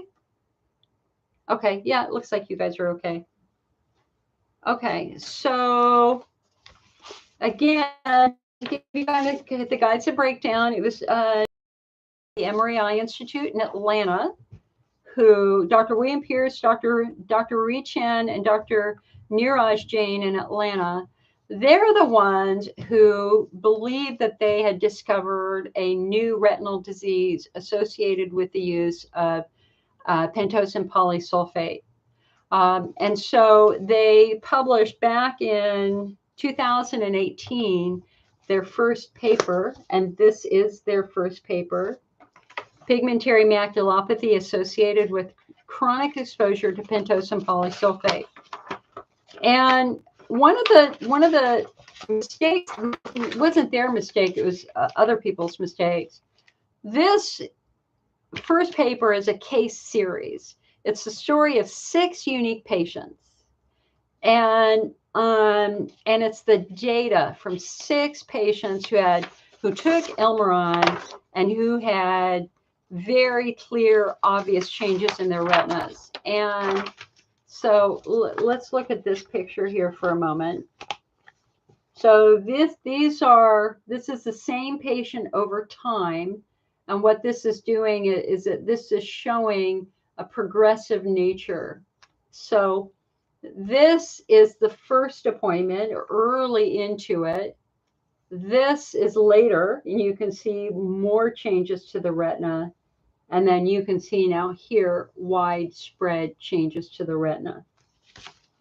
And then if we, let's look at this picture for a moment. This here, you can really see the color change. So again, early, mid-level, etc., right? So you can see things changing over time. Actually, I might have this reversed. This might be reversed. Is it reversed? Oh, I did reverse it. Okay, so for this one, this is early, this is mid-level, this is more severe. This is early, this is mid-level, this is more severe, right? And specifically,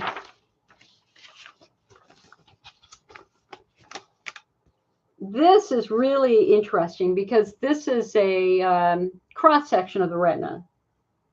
And you can see with that we've lost that smooth surface to the retina. You can actually see damage to the retina, right?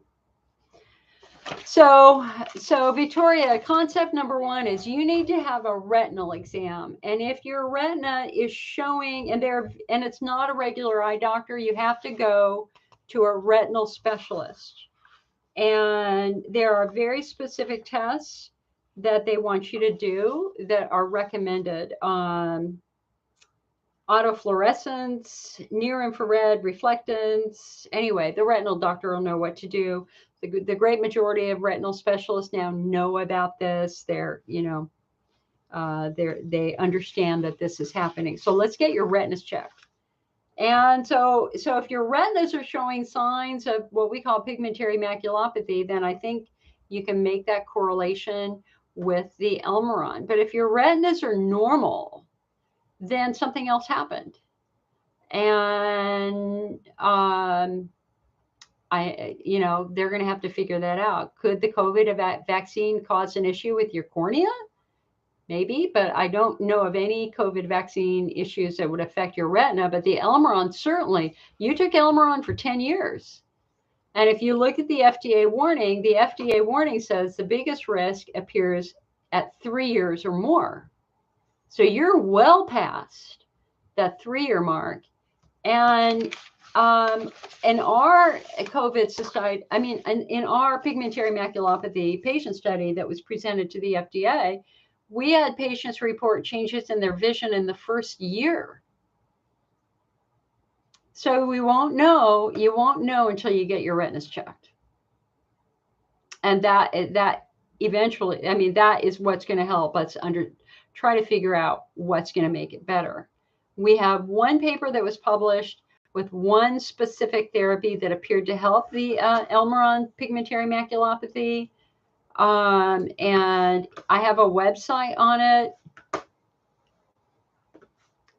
Here, hold on. I have a website called pentosaneeyedisease.org, pentosaneeyedisease.org. I need to update it too. I don't have some of the new research in there, but in June of 2020, we had a case study of a patient who had PPS-induced pigmentary maculopathy who was treated with something called anti-VEGF therapy, and it helped. It helped. It was considered a successful treatment. So that's good. I'm not aware of any other articles that talk about how to treat the eye issues.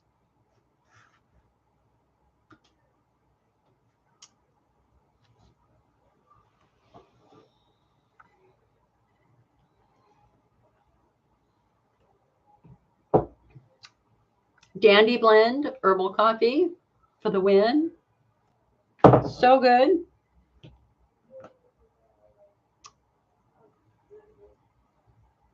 Victoria says she went to an optometrist. Yeah, no, honey, they wouldn't have. You have to go to an ophthalmologist. An optometrist just looks at, they do a much more cursory, simple exam. That's not good enough. You have to go to a retinal specialist. You have to tell them that you took Pentosan for 10 years. Jeannie said, I'm seeing an IC specialist in Albany on Thursday, praying for clarity and questions answered. Did you just say chamomile tea is bad for Hunner's lesions? No, not at all. Chamomile tea is great for Hunner's lesions. It's great for calming things down. It's challenging if you're taking cyclosporin. Chamomile can intensify the effect of cyclosporin, and cyclosporin is a very strong medication associated with some pretty significant adverse events, specifically raising your blood pressure.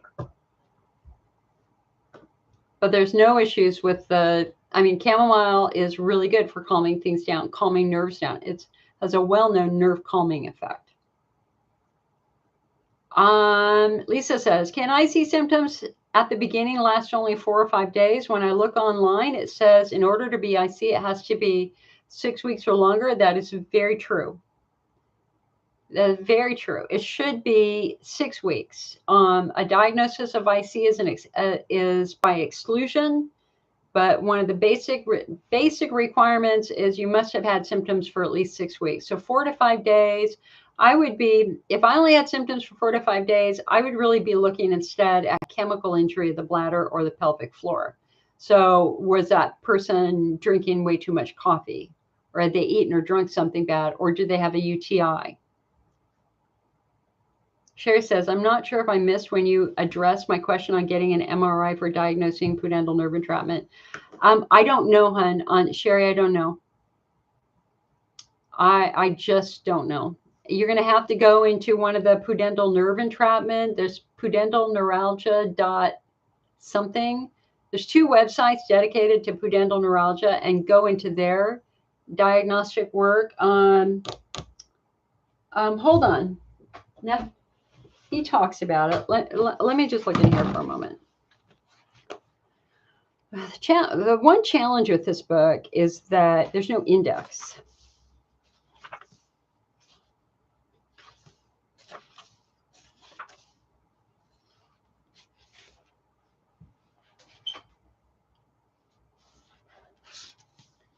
Here, hold on a sec. He has a whole chapter on the pudendal nerve in here.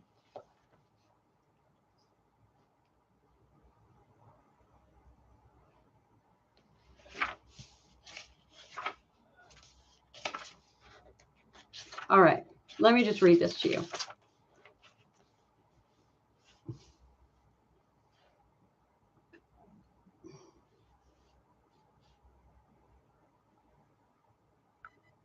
The pudendal nerve is a long, complex peripheral nerve with fibers that perform functions associated, 20% motor, 50% sensory, 30% autonomic. It originates in the low back, where fibers from 3 sacral nerve branches, S2, S3, S4, exit the sacrum on either side and converge to form the nerve's main trunks.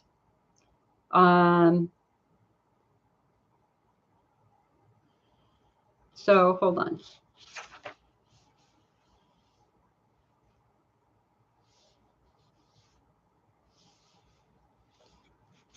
Let's see here. What does he say?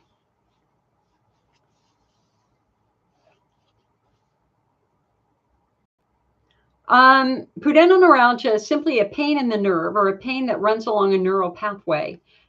Examples of neuralgias unrelated to the pelvic region are the terrible pain of shingles that occurs when herpes takes up residence in the face, trunk, or extremities, or pain that radiates down the buttocks and or legs when a nerve is injured within the spinal cord. Pudendal neuralgia occurs when the pudendal nerve and or one of its branches is irritated, injured, or entrapped. Since an injured or hypersensitive pudendal nerve can produce pain and neuralgia in the urethra, penis, clitoris, vagina, crotch, perineum, prostate, anus, sit bones, buttocks, groin, pubis, inner thighs, or tailbone, all of these pain symptoms fall under the PN umbrella. This rule-out diagnosis is problematic because it does not indicate the cause of the nerve sensitivity or injury that is producing the pain in question. So pudendal neuralgia is basically an umbrella diagnosis. Unfortunately, physicians tend to accept a diagnosis of pudendal neuralgia as an adequate explanation for the patient's symptoms and simply treat the condition with medication for nerve pain without exploring the source of the pain. When the pain source is ignored, medication is likely to function as a pharmacological band-aid at best, with scant chance of resolving the problem. For instance, I have often read that pudendal neuralgia causes constant vulvar burning with no obvious skin pathology. The fact is that pudendal neuralgia does not cause this or any other problem. It merely identifies a dysfunctional nerve as a source of the burning while leaving us in the dark about the actual cause. It does not indicate what provoked the nerve to transmit pain signals to the vulva, and this information is crucial. If we don't know why the nerve became sensitive, how can we possibly know how to treat it? When a pelvic pain is labeled pudendal neuralgia, we must therefore go back to square one and investigate every possible root cause until we find the one that set the process in motion. Only when we have made that discovery will we know where to direct our attention. So here are the typical symptoms of pudendal neuralgia.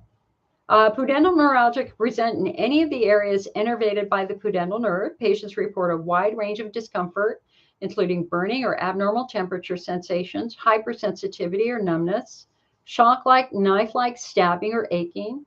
These sensations may be experienced on one or both sides of the pelvis and can occur suddenly or evolve over time.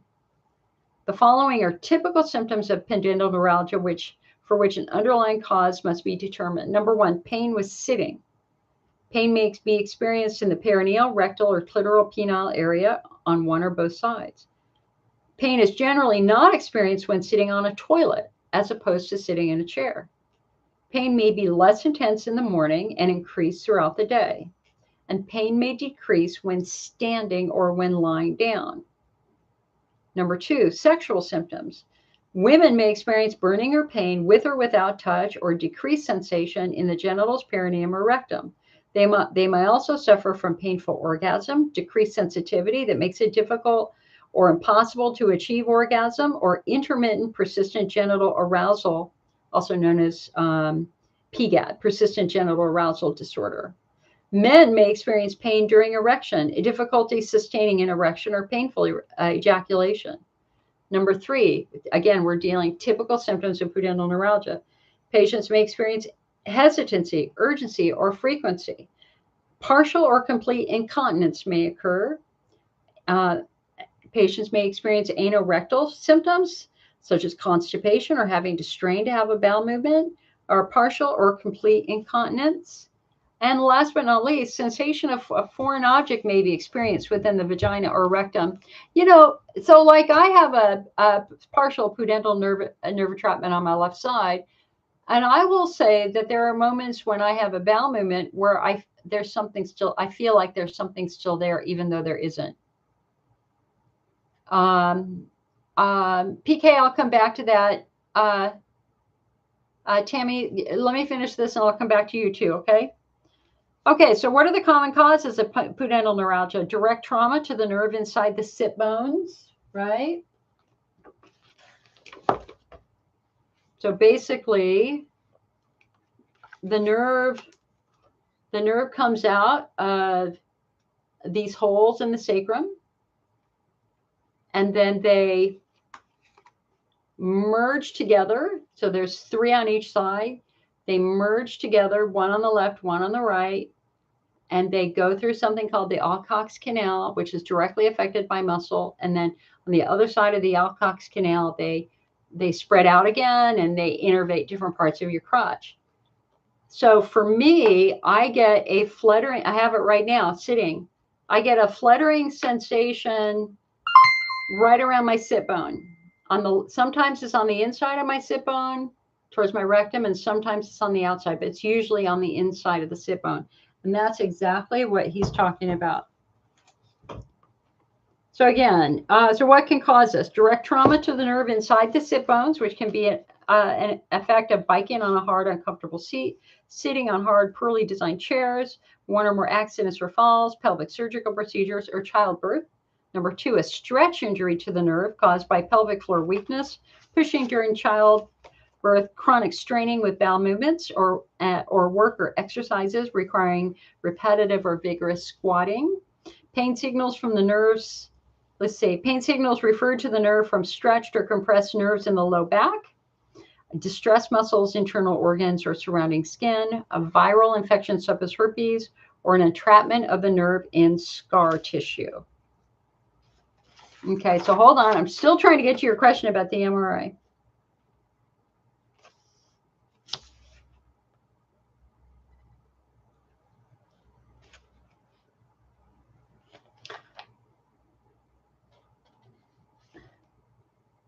The majority of practicing physicians have either no awareness or only peripheral awareness of pudendal nerve entrapment and its many disguises. Even for doctors, it's difficult to grasp that the pudendal nerve is behind a muscle spasm that is causing urinary hesitancy, urgency, frequency, and pain of IC.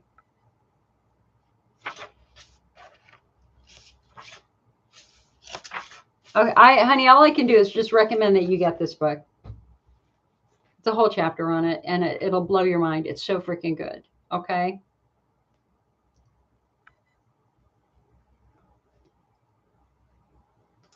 And again, last time I looked, it was free on Kindle Unlimited. So sign up for Kindle. You don't have to pay the first month, and at least read the chapter on it. Okay. It's just so good. All right. So PK says, what kind of, here, hold on a second. Tammy says, I was diagnosed with a UTI and was on Cipro for 7 days. I'm in a flare now for weeks, retested negative for UTI. Well, I don't know why they gave you Cipro. Cipro is no longer recommended for simple UTI. They believe that the risks far outweigh the benefits. You can Google Cipro FDA warnings. So they very specifically say Cipro should not be prescribed for simple urinary tract infections. It should only be used if it's a complex infection that does not respond to other therapies. So that's concept number one.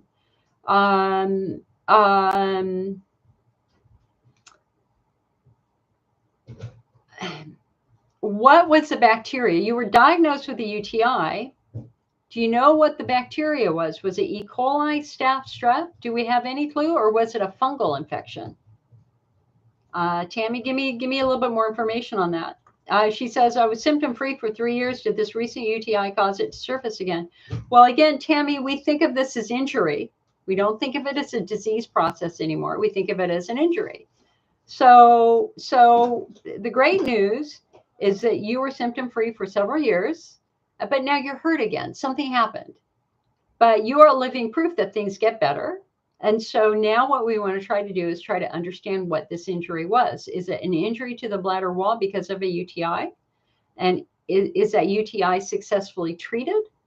Or did you injure your bladder in another way, like with too much coffee? Or did you have a pelvic floor injury? It's hard to know. We also know that fungal infections can affect the bladder now. So when they did your urine test and they prescribed you the Cipro, what did the urine test show? What kind of infection did you have? Was it E. coli, staph, strep? What was it? All right, PK says, what kind of pelvic floor physiotherapy do I need for my doctor to refer you to? A pelvic floor certified specialist. Pelvic floor certified specialist. PK says, is Elmeron even effective in helping IC?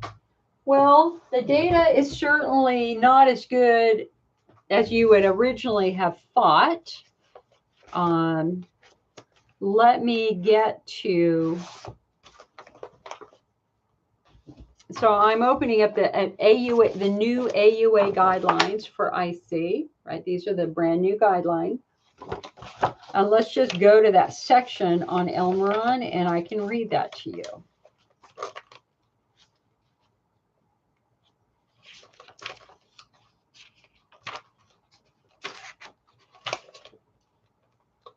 I just have to find it. All right, here it is. So pentosan polysulfate is the only FDA-approved oral agent for the treatment of IC and is by far the most studied oral medication in use for IC. Because there were 7 randomized trials reporting on more than 500 patients from which to draw evidence, including I have a piece of hair in my mouth. Hold on. including 5 trials that compared Pitocin to placebo, 1 trial that examined Pitocin dose response effects, and 1 that compared it to cyclosporin, the numerous observational studies were not used. The body of evidence was categorized as grade B because although the individual trials were of high quality, the findings from the trials were contradictory. That's the AUA measuring the quality of the research supporting its use. Okay, so here we go. Of the 5 trials that included Pitocin and placebo arms, oh, here, hold on. You don't need to know the design.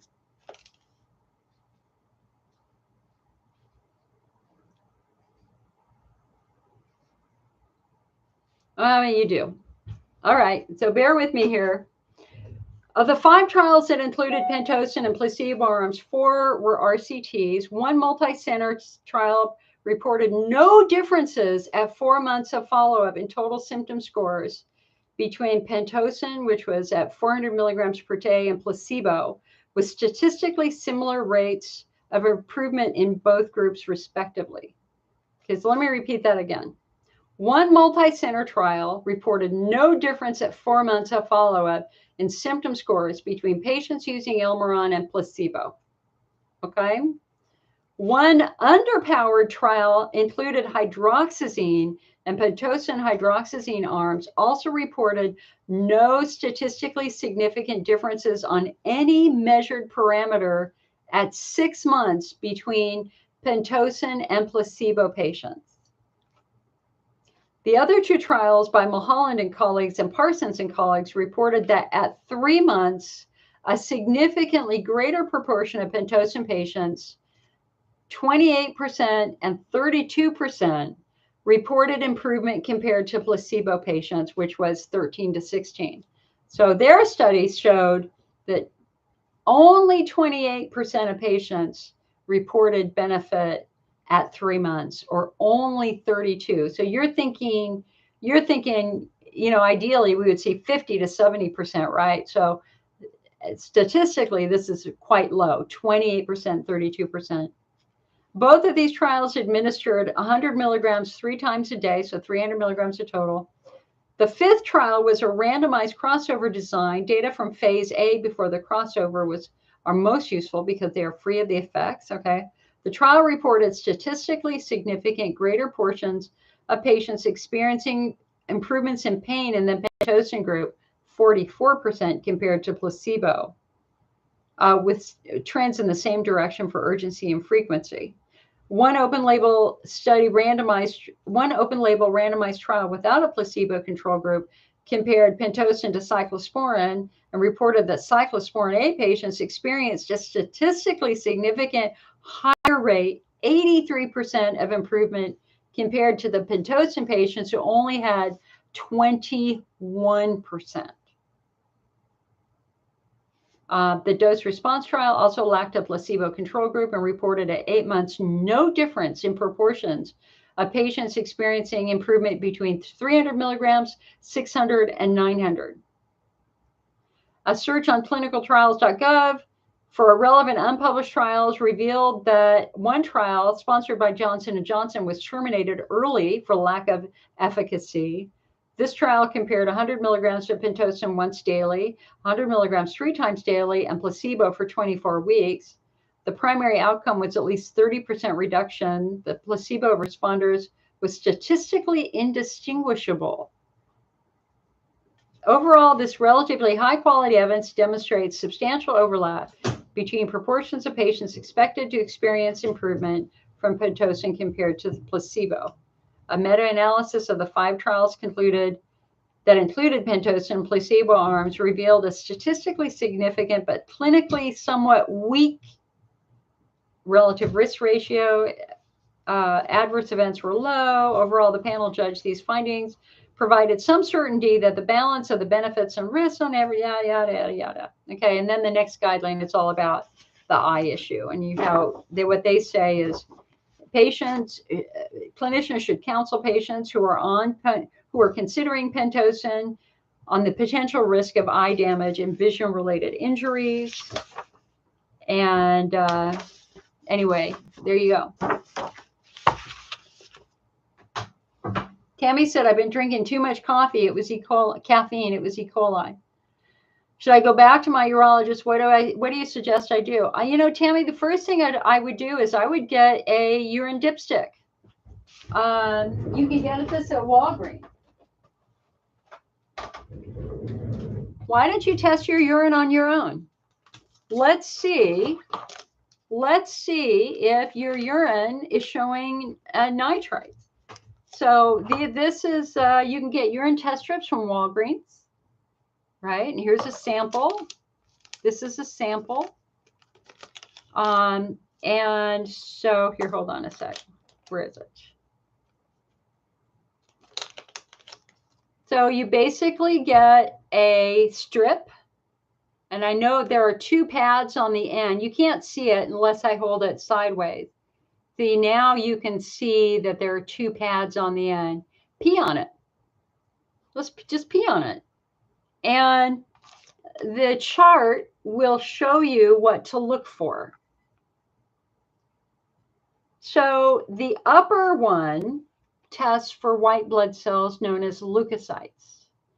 And so if you turn purple, then that tells us that your body has sent leukocytes in the area for some reason, but that could be from chemical injury or that could be from infection. The critical run is the second one, nitrite. Nitrites are only produced by bacteria. So if your dipstick, your second pad, your lower pad turns pink, you still have infection. Then you would take a picture of it and email it to your doctor. Hey, I have a double positive dipstick. I still have UTI. I'm still in pain. We need to step this up and treat this again. Normally what they would do is a urine culture. And so they would try to grow the bacteria out in a urine culture and then do something called antibiotic sensitivity testing to identify which antibiotic will best kill it, because we have a lot of drug resistances now with E. coli. And so that's what most doctors would do. However, the more informed doctors will order something called a next generation DNA urine test, which instead of trying to grow bacteria out, it tries to identify bacteria based upon DNA. And so you pee into a little tiny thing and you send it off, and it will tell us everything that's living in your bladder. It will good bacteria, bad bacteria, and fungus. And that would be the next step past that. But you can kick this off by just running to Walgreens and getting a urine test. And let's see, if you got a positive nitrite, you still have infection. And you can get false positives. And if you start peeing blood, you have blood clots, that's an immediate call to your doctor, because that also could mean you still have infection. And I would encourage you to call your doctor too. This will just give you a lot more ammunition. But just know that if you're negative nitrite, positive leukocyte, then you probably don't have infection. It's probably just a food injury, a chemical injury to your bladder where your body's sending white blood cells to the area because there's an issue.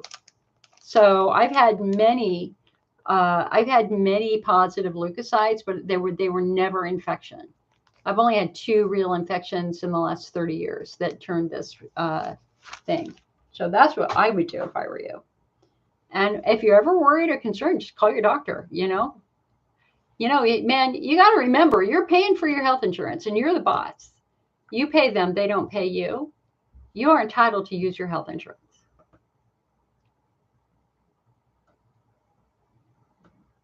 Sherry says she has the book. Thank you for the stars. Boria, thank you so much for the 100 stars. Sherry, thank you for the 310 stars. Hello, Marta. Marta was just diagnosed with COVID. Well, darn it. I'm so sorry. Guys, COVID is still here. It is still here. And the long COVID effects, that's really what, the researchers are now focusing on, is trying to understand that. So I don't know about you, but man, in fact, I did a COVID test last week because one of my tonsils started hurting badly just for like a day. And I looked at it, my tonsil, both tonsils were bright red and they had white spots on it. And I thought, yeah, I better check for COVID. It was negative and it only lasted 24 hours. So, but Marta, I'm so sorry. I'm so scared that it will affect my IC. Is there anything you recommend to take to prevent it? I read about this cytokine storm. I'm so anxious I can't function. Well, you and millions other, honey, you know, number one, it's not your fault. You didn't do anything wrong. No shame, no blame. This is a highly, highly infectious virus, and many people have had it. And so don't beat yourself up about it. I would look at what was it? Lysine. You know, for those of us who have herpes and get canker sores, what do we do? You know, and 70 to 80% of the population in the world, or at least in the United States, we get canker sores. That's from the herpes virus. That's not the sexually transmitted herpes. That's the oral herpes. And the theory is that when we were kids, somebody kissed us and they gave it to us. So I had canker sores my whole life. Certainly, I didn't do anything wrong. But every now and then it rears its ugly head. And you know, one of my boyfriends fought in the Middle East. And so he came back from war, and I flew out to meet him, and I stayed with him for several days. And when I got home, my roof was covered. I had hundreds of canker sores on the roof of my mouth. It was so painful. And the infectious disease doctor that I saw thought that it was something that he had picked up in the Middle East. It only happened once, but scared the hell out of me. So anyway, what do we do for canker sores? We do lysine. We do lysine chapsticks. We do lysine cream. Lysine interferes with viral replication. And so, and there's some research that's talked about lysine and IC. In fact, I found a discussion string of the researcher who made the lysine connection with herpes, and they were studying that with COVID. I haven't seen any published data on that, but I would definitely consider that. Just a little bit of lysine. The other challenge too is they often want you to increase your vitamin C just to try to boost everything. And so if they want you to do that, I would do the low acid vitamin C, the buffered vitamin C, rather than the regular vitamin C. So this is where Pre-Leaf would be really helpful. So if they want you to be drinking OJ, get Pre-Leaf to use with that to try to help. All right, hold on a sec. Denise said, I had COVID in October. My flare lasted a month and was okay, but I lost taste and smell. It's 8 months now, and it makes me crazy. Drink a lot of water and hang in there. Thank you, Denise. Marta says, I work in an emergency room. Until now, I was able to protect. It's tough. A lot of people. It's shocking that there are people who they're having symptoms. They're supposed to go to Disneyland tomorrow. They're having symptoms. They do the COVID test. It comes back negative. So they go to Disneyland anyway without a mask and infect everybody around there. Boria said her cell died. Peggy says a strep UTI is negative for nitrite. Honey, I didn't know that. Hold on. Is it strep UTI?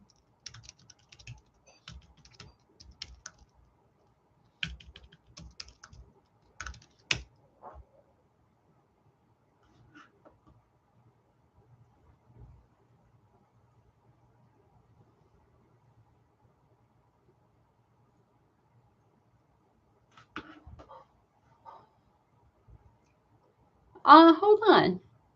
Honey, I believe you. I'm not doubting you. I'm using this as a learning opportunity. Hold on.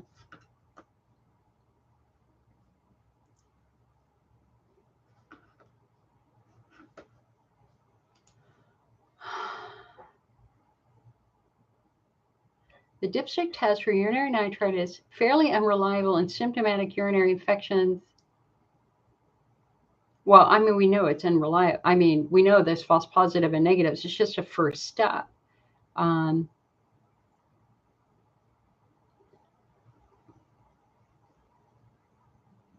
on, that does not help me here.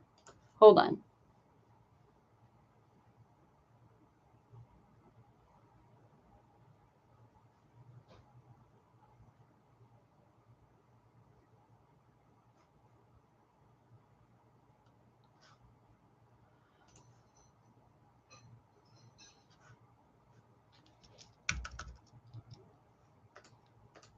Hold on one sec.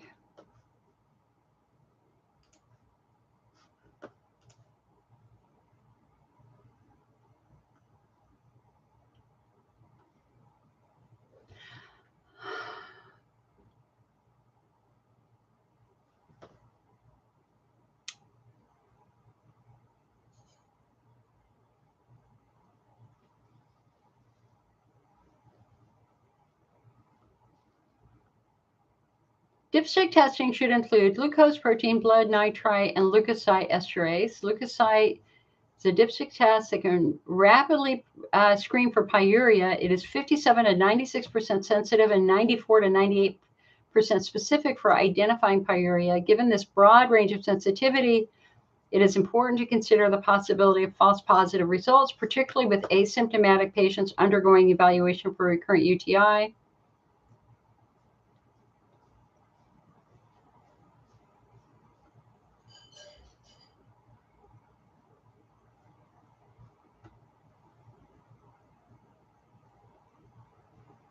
Nitrite tests detect the products of nitrate reductase, an enzyme produced by many bacterial species, by many but not all.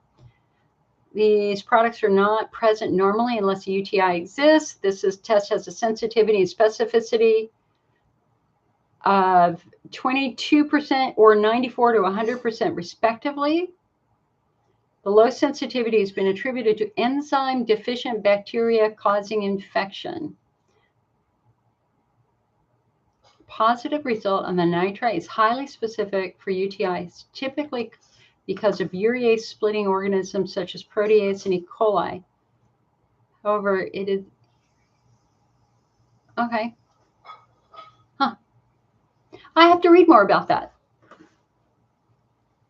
I honestly, I have not. I haven't read about that in quite a while. Peggy, thank you. Peggy says, I had it twice, and both times nitrites were negative. I believe only certain bacteria produce the nitrites, such as E. coli and protease. Yeah. Okay, so this is what we say. You know, number one, nobody can tell you when you need to pee. You're the one who only can determine when you need to pee. Nobody can tell us when you have infection. You're the one who has to really communicate that there's an issue, right? So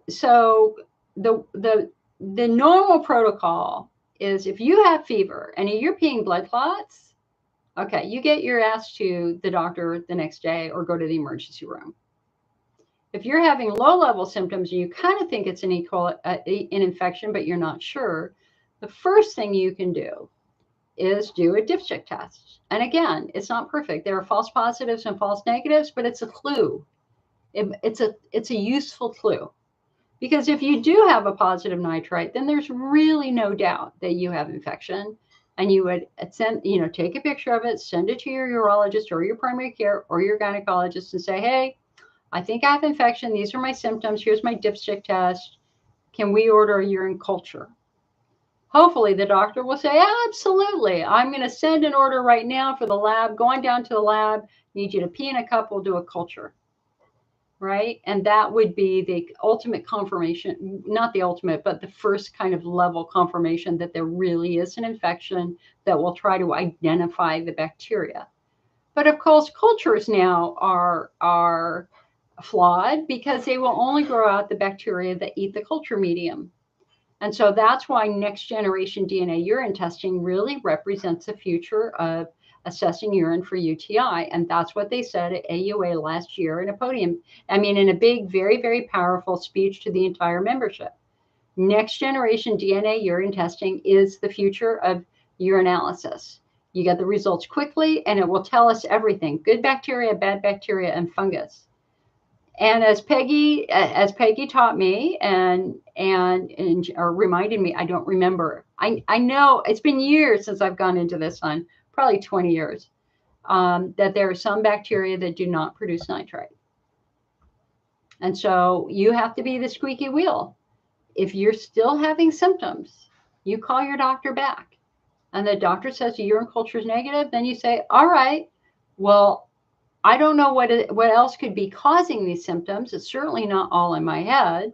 What I would like to do is a more comprehensive test. Then you can order a next generation DNA urine test.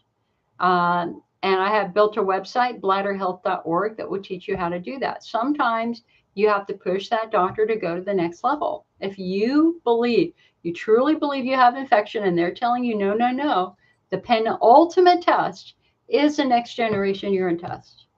It costs $199, worth every penny. Now, it might not be covered by your insurance. Your doctor might not necessarily be familiar with it, but you can go over to bladderhealth.org and watch a bunch of videos of doctors who currently use it. This is the testing that's done to identify COVID. Also, they look at DNA now. We're not just trying to grow it randomly on one food versus the other food. So thank you, Peggy. Thank you very, very much for reminding us all about this.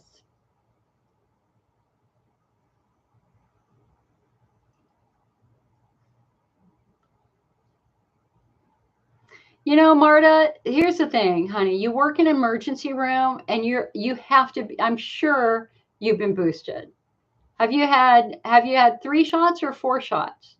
And so this is what the research shows. For people who are boosted, COVID is usually not a big deal. That you may not have the same intensive symptoms. And for all we know, 2 or 3 days from now, you're going to be feeling better. So do a lot of deep breathing. You have colleagues who have gone through this. You have IC patients who have gone through this. Kayleen is going through this right now. The advantage that you have is that you worked in a hospital and you have been vaccinated. So let's now trust in that science. Do everything you can to create a safe space for yourself. Rest, recover. Let your body, let your immune system do its job. Okay?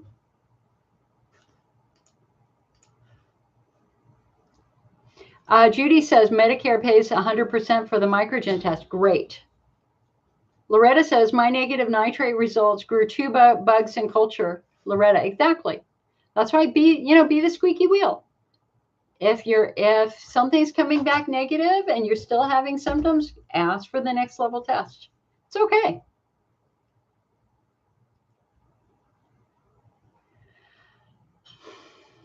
Marta, you work in an emergency room. Have you had any monkeypox yet? So monkeypox is, I mean, listen, we've all been given a very painful lesson of a pandemic, and I mean, none of us ever could have imagined living through what we've lived through, right? It's shocking. It produces a lot of anger, a lot of frustration. Things were not handled well when it began, and a million people in America have died from COVID, the vast majority unvaccinated. And it has been a traumatic and terrifying and stressful period of our lives. And Marta, listen, girl, all props to you working in an emergency room. You are truly a lifesaver. Imagine the stress that our medical care providers have gone through the last couple of years. treating patients who were highly contagious, knowing that it could infect them. And so, Marta, girl, props to you for doing your job and helping to care for other people in very, very, very scary and difficult circumstances. So anyway, so we all have PTSD. We're all still, there's still way too much division in this country. You know, people are being criticized for wearing masks. Well, screw them. I'm going to continue to wear a mask because I'm caring for a 99-year-old unvaccinated father. So I wear a mask everywhere. It is what it is. So now we have monkeypox, right? And monkeypox is a small variation of smallpox. You know, and smallpox is bad, but monkeypox is, smallpox is extremely treatable, right? We know exactly what to do with monkeypox. I mean, with smallpox. Monkeypox is sexually transmitted dominantly, they think. And so I think if I remember correctly, that so it came from somebody in Africa and then ended up in Europe just as they were releasing the controls, and there was some sort of big event that a lot of people attended, and then all those people went back to their countries, and that's why monkeypox has spread here. At least that's one of the theories. Marta says, thank you. I'm a nurse practitioner. I work with hospice patients too. I'm still horrified when it comes to my own health. And because of IC, I have very debilitating anxiety. Marta, I hear you. And listen, total and utter respect for you. Just total, utter respect for you. For not only working in an emergency room, but working with hospice patients. And I'm living that every day, caring for my patients, my parents, although they're in palliative care, not hospice care right now. And who's doing the palliative care? Me. Oh, and it's exhausting. Because things are,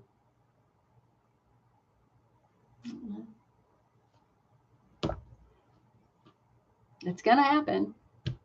And I'm the one here. So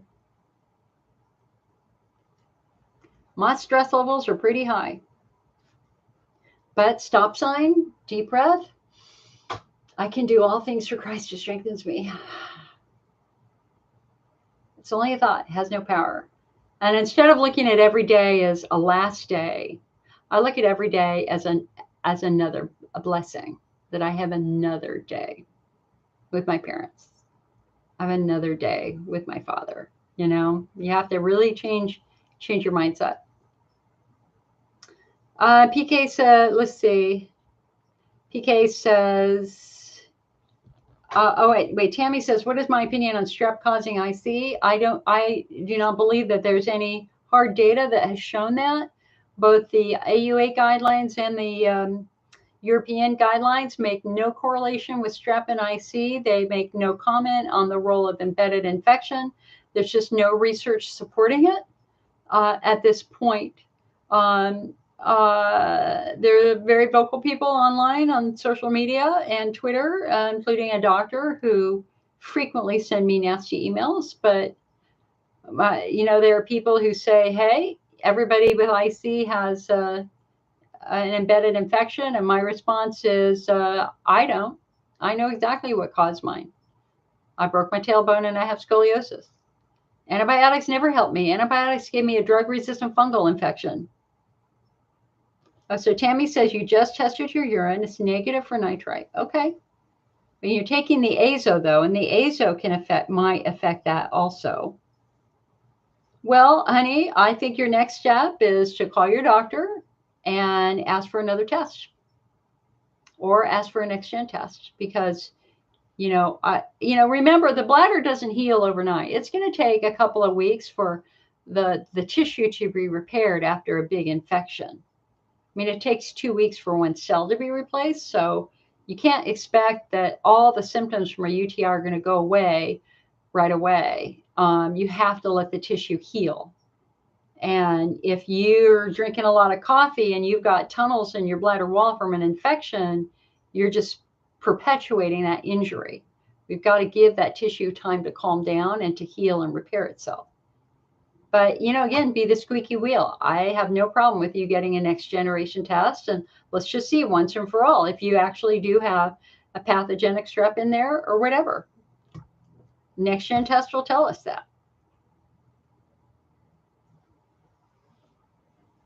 So PK says, I had Cipro for a UTI, did not clear it. Please go back to the urologist and get Macrobid. It helped me.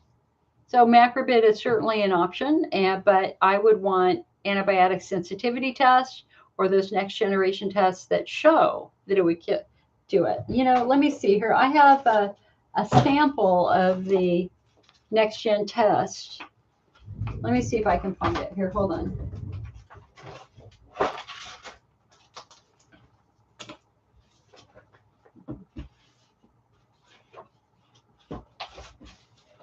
I got to keep everything organized.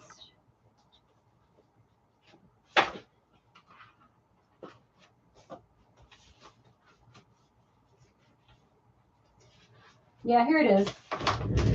Here it is. So if you want to see what next generation test looks like, let's see, is there anything personal here that I don't want you to see? And the answer is no. There's nothing here that I consider an issue. Okay, so I've had 2 next gen tests. First next gen test I had was after my hysterectomy when my urine was cloudy for a year. I didn't have symptoms, but my urine was very cloudy, and I wanted to know why. I thought that was baffling. And my next gen test showed back then 1 to 2% E. coli. But because I was not having any symptoms other than cloudy urine, we decided that I would not disrupt my whole biome by taking antibiotics, and it eventually improved. My body was able to control that tiny, tiny little infection that I had. The next time I had it done was because I was having vaginal symptoms that felt like a very bad yeast infection. And so here is a next generation report. Okay. And so the first thing that you're going to look at here is the bacterial load. The bacterial load. And what they found for me was 92% lactobacillus, which is normal. They found 3% Prevotella, which I thought was interesting and weird. And they found 2% Streptococcus aeruginosus. And yeah, that was, and then they wrote down Gardnerella vaginalis, but there was no percentage. It was a trace, right? All right. So you can see that they identify the bacteria that they find. And then what they do is they test for antibiotic genes. One thing I want you to look here, resistance genes detected. Every time I've had this test, I have been shown resistance genes for a type of antibiotic called an aminoglycoside. Now, you guys, okay, I'm trained in pharmacology. I've got a degree in pharmacology. I'm really good monitoring my medications. I have never, as an adult, taken this type of medication. I have no idea how I could have gotten an aminoglycoside drug resistant genes unless I got it from some sort of food. Maybe this was an antibiotic that was given to chicken that I ate or beef that I ate, okay? So now the other part that you've got to pay attention to is the antimicrobial recommendations. And you can see that it lists antibiotic names, and then there are check marks to say if this antibiotic will kill this Prevotella or this. So the lactobacillus would be killed by the first 3. The Prevotella would be killed by the 4th and the 5th one.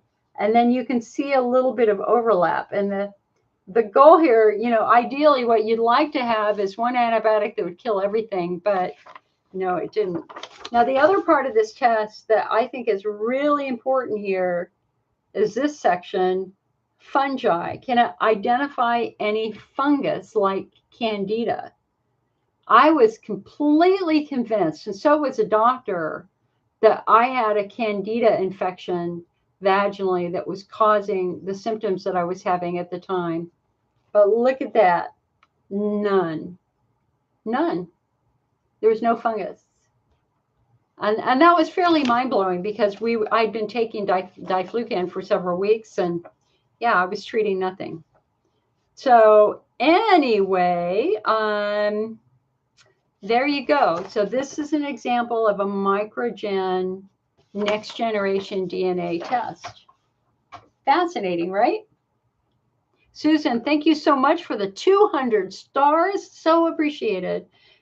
Tammy says, does Benadryl help IC pain? No, Benadryl is not a pain medication.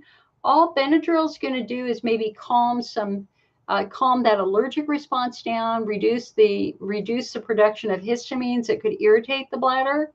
And so the only context where we're going to look at that is in patients with a history of allergies. If you get worse when you have allergies, if your bladder symptoms intensify when you have allergies, then they recommend that you use an antihistamine like Vistaril or Atarax or over-the-counter Benadryl if you can tolerate it. The challenge with Benadryl, at least for me, is that it gives me a very irregular heart rate. And so it's about finding the right antihistamine for you. The antihistamine that I did tolerate and that I do tolerate is Vistaril. I personally could never take Benadryl. So there you go. Susan, thank you so much for the 200 stars. If I didn't say that already, I probably did. Sorry about that.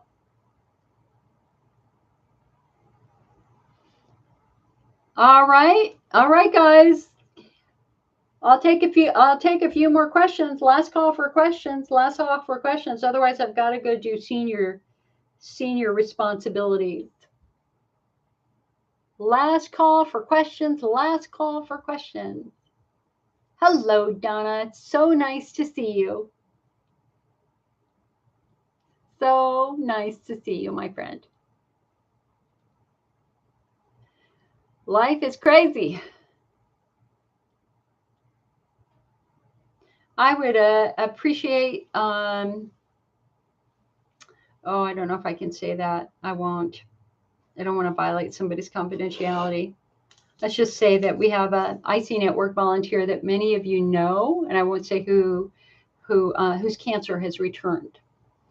And so prayers needed and welcome. Life is complex.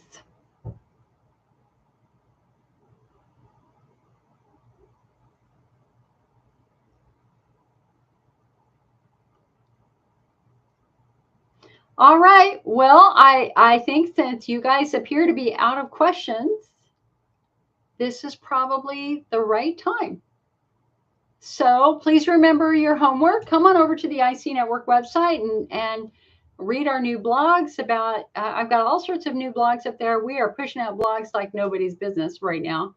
Lots of new educational articles. Marta says, what's your opinion on Plaxavid? It's an emergency FDA-approved treatment for COVID. God, I swear, I was just hearing something about that yesterday. I don't, Marta, I don't remember what. So I am not the person to ask, but can antiviral meds affect IC? Not that I know. Antiviral meds, actually, now that we have research that is linked Hunner's lesions to the polyomyvirus and the Epstein-Barr virus, and even HPV and herpes are certainly going to be influencing the urinary health and bladder health. Never had anybody call to say that they've ever flared from antiviral meds. And again, I really like the idea of lysine. Also, I think the other thing I would do, Marta, is if you're taking anything with arginine, I would stop it for the duration. I would stop anything with arginine for a couple of weeks because arginine helps viruses grow. Lysine restricts viral replication. And so and of course, all of the chondroitin supplements usually have arginine in them. So I would be very tempted to back off on the arginine supplements for like a week or so.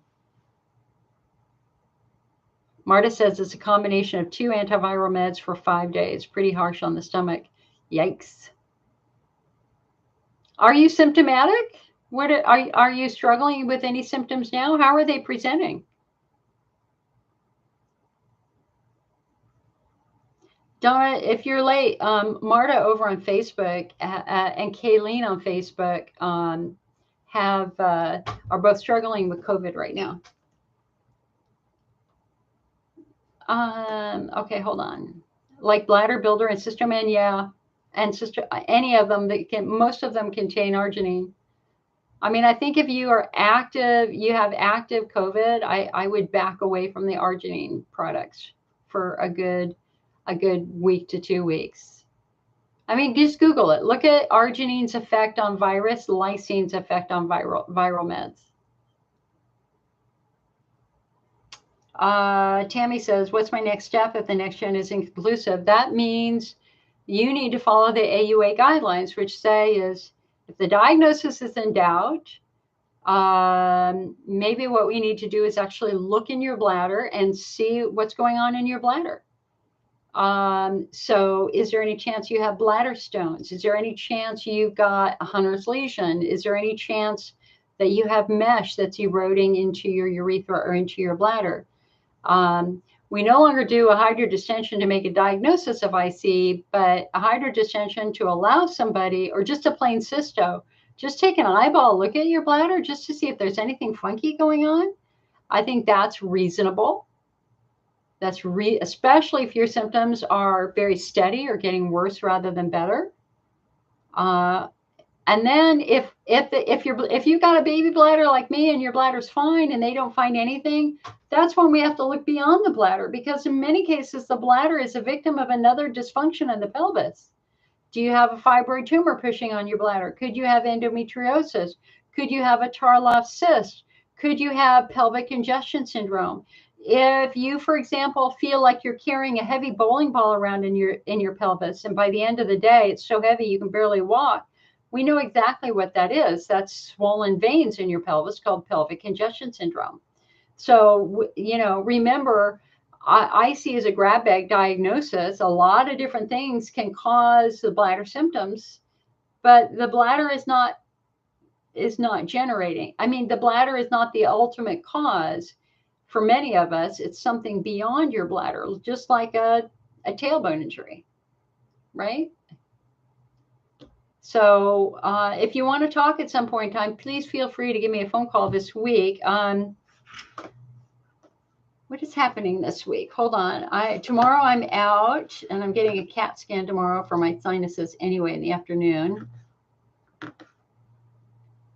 So I'm pretty open this week. And so for people, I know I have one coaching that I need to do. If anybody does want to call me, please call me after 1 o'clock Pacific time, because I do elder care in the morning, and now that's slowly easing into the afternoon. Susan says, I've had a terrible flare for the last few months. I was referred to PT, and the physical therapist said you need to get a what? And Marta says she had said fever, body aches, congestion, and cough for 3 days. Now I'm weak. It's still coughing and anxious. Marta, remember your strength. For God's sake, woman, you work in an emergency room. You are a strong woman. If you can get through working through an emergency room and working with hospice, you're going to get through this. I believe in you. But be gentle. Be gentle to yourself. All right. So Susan said you need to get an X-ray of your hip, and you have bone on your hip joint. Yep.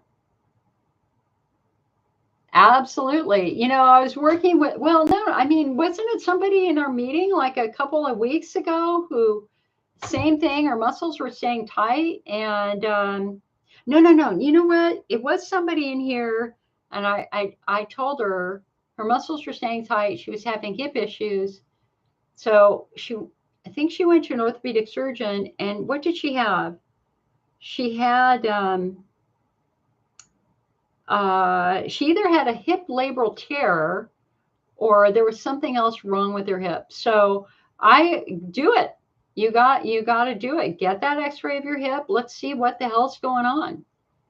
And bone on your hip joint is absolutely going to be painful, but we don't know how much.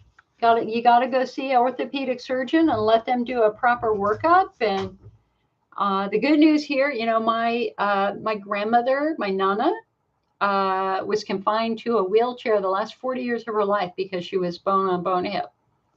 That was back in the 60s, you know, from the 40s through the 60s, 70s. Today, we have amazing surgeries, hip replacement surgeries that will give you your mobility back.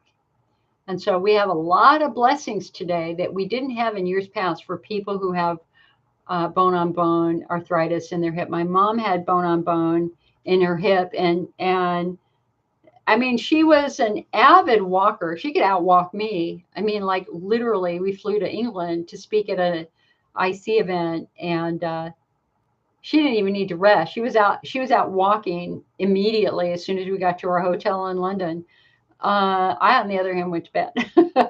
But anyway, once she got bone on bone, so what happened is it was harder for her to get out of a chair, and so she was like this, and then she would just slowly kind of be able to get up, but she was just kind of walking like this,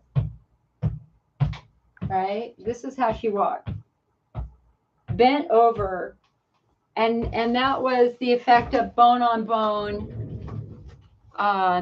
in her hip. So now those hip replacements, the ones today are even better than the ones they used to do, and they're same day appointments. And that front incision is the easiest incision.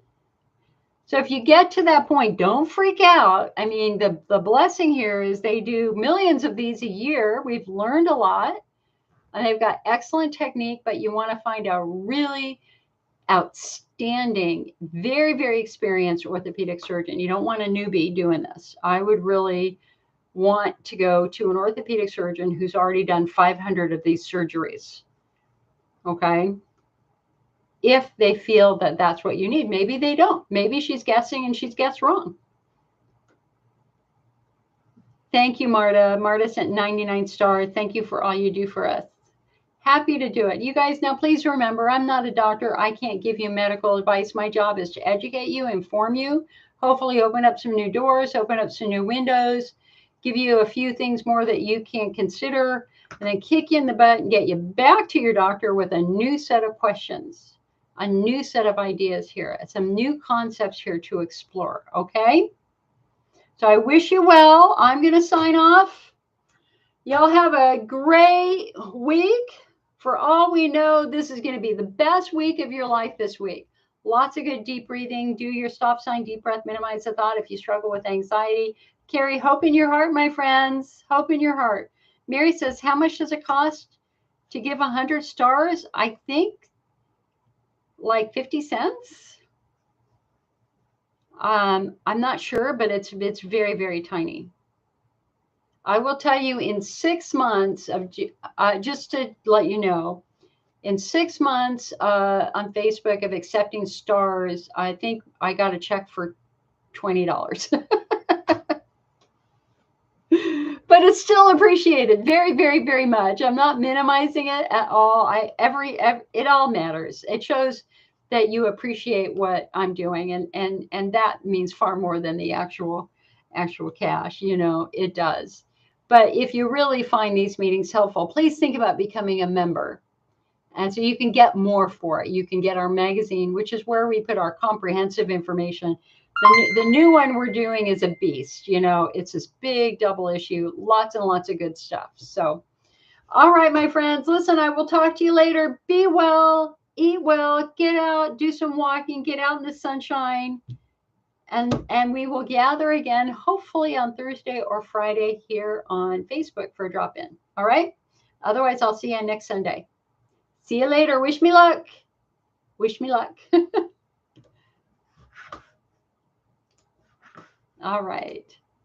That's Facebook. Facebook is done. And let me just turn that off. All right. All right, YouTube.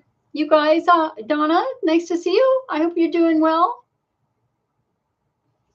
I will see you guys later. Have a good one.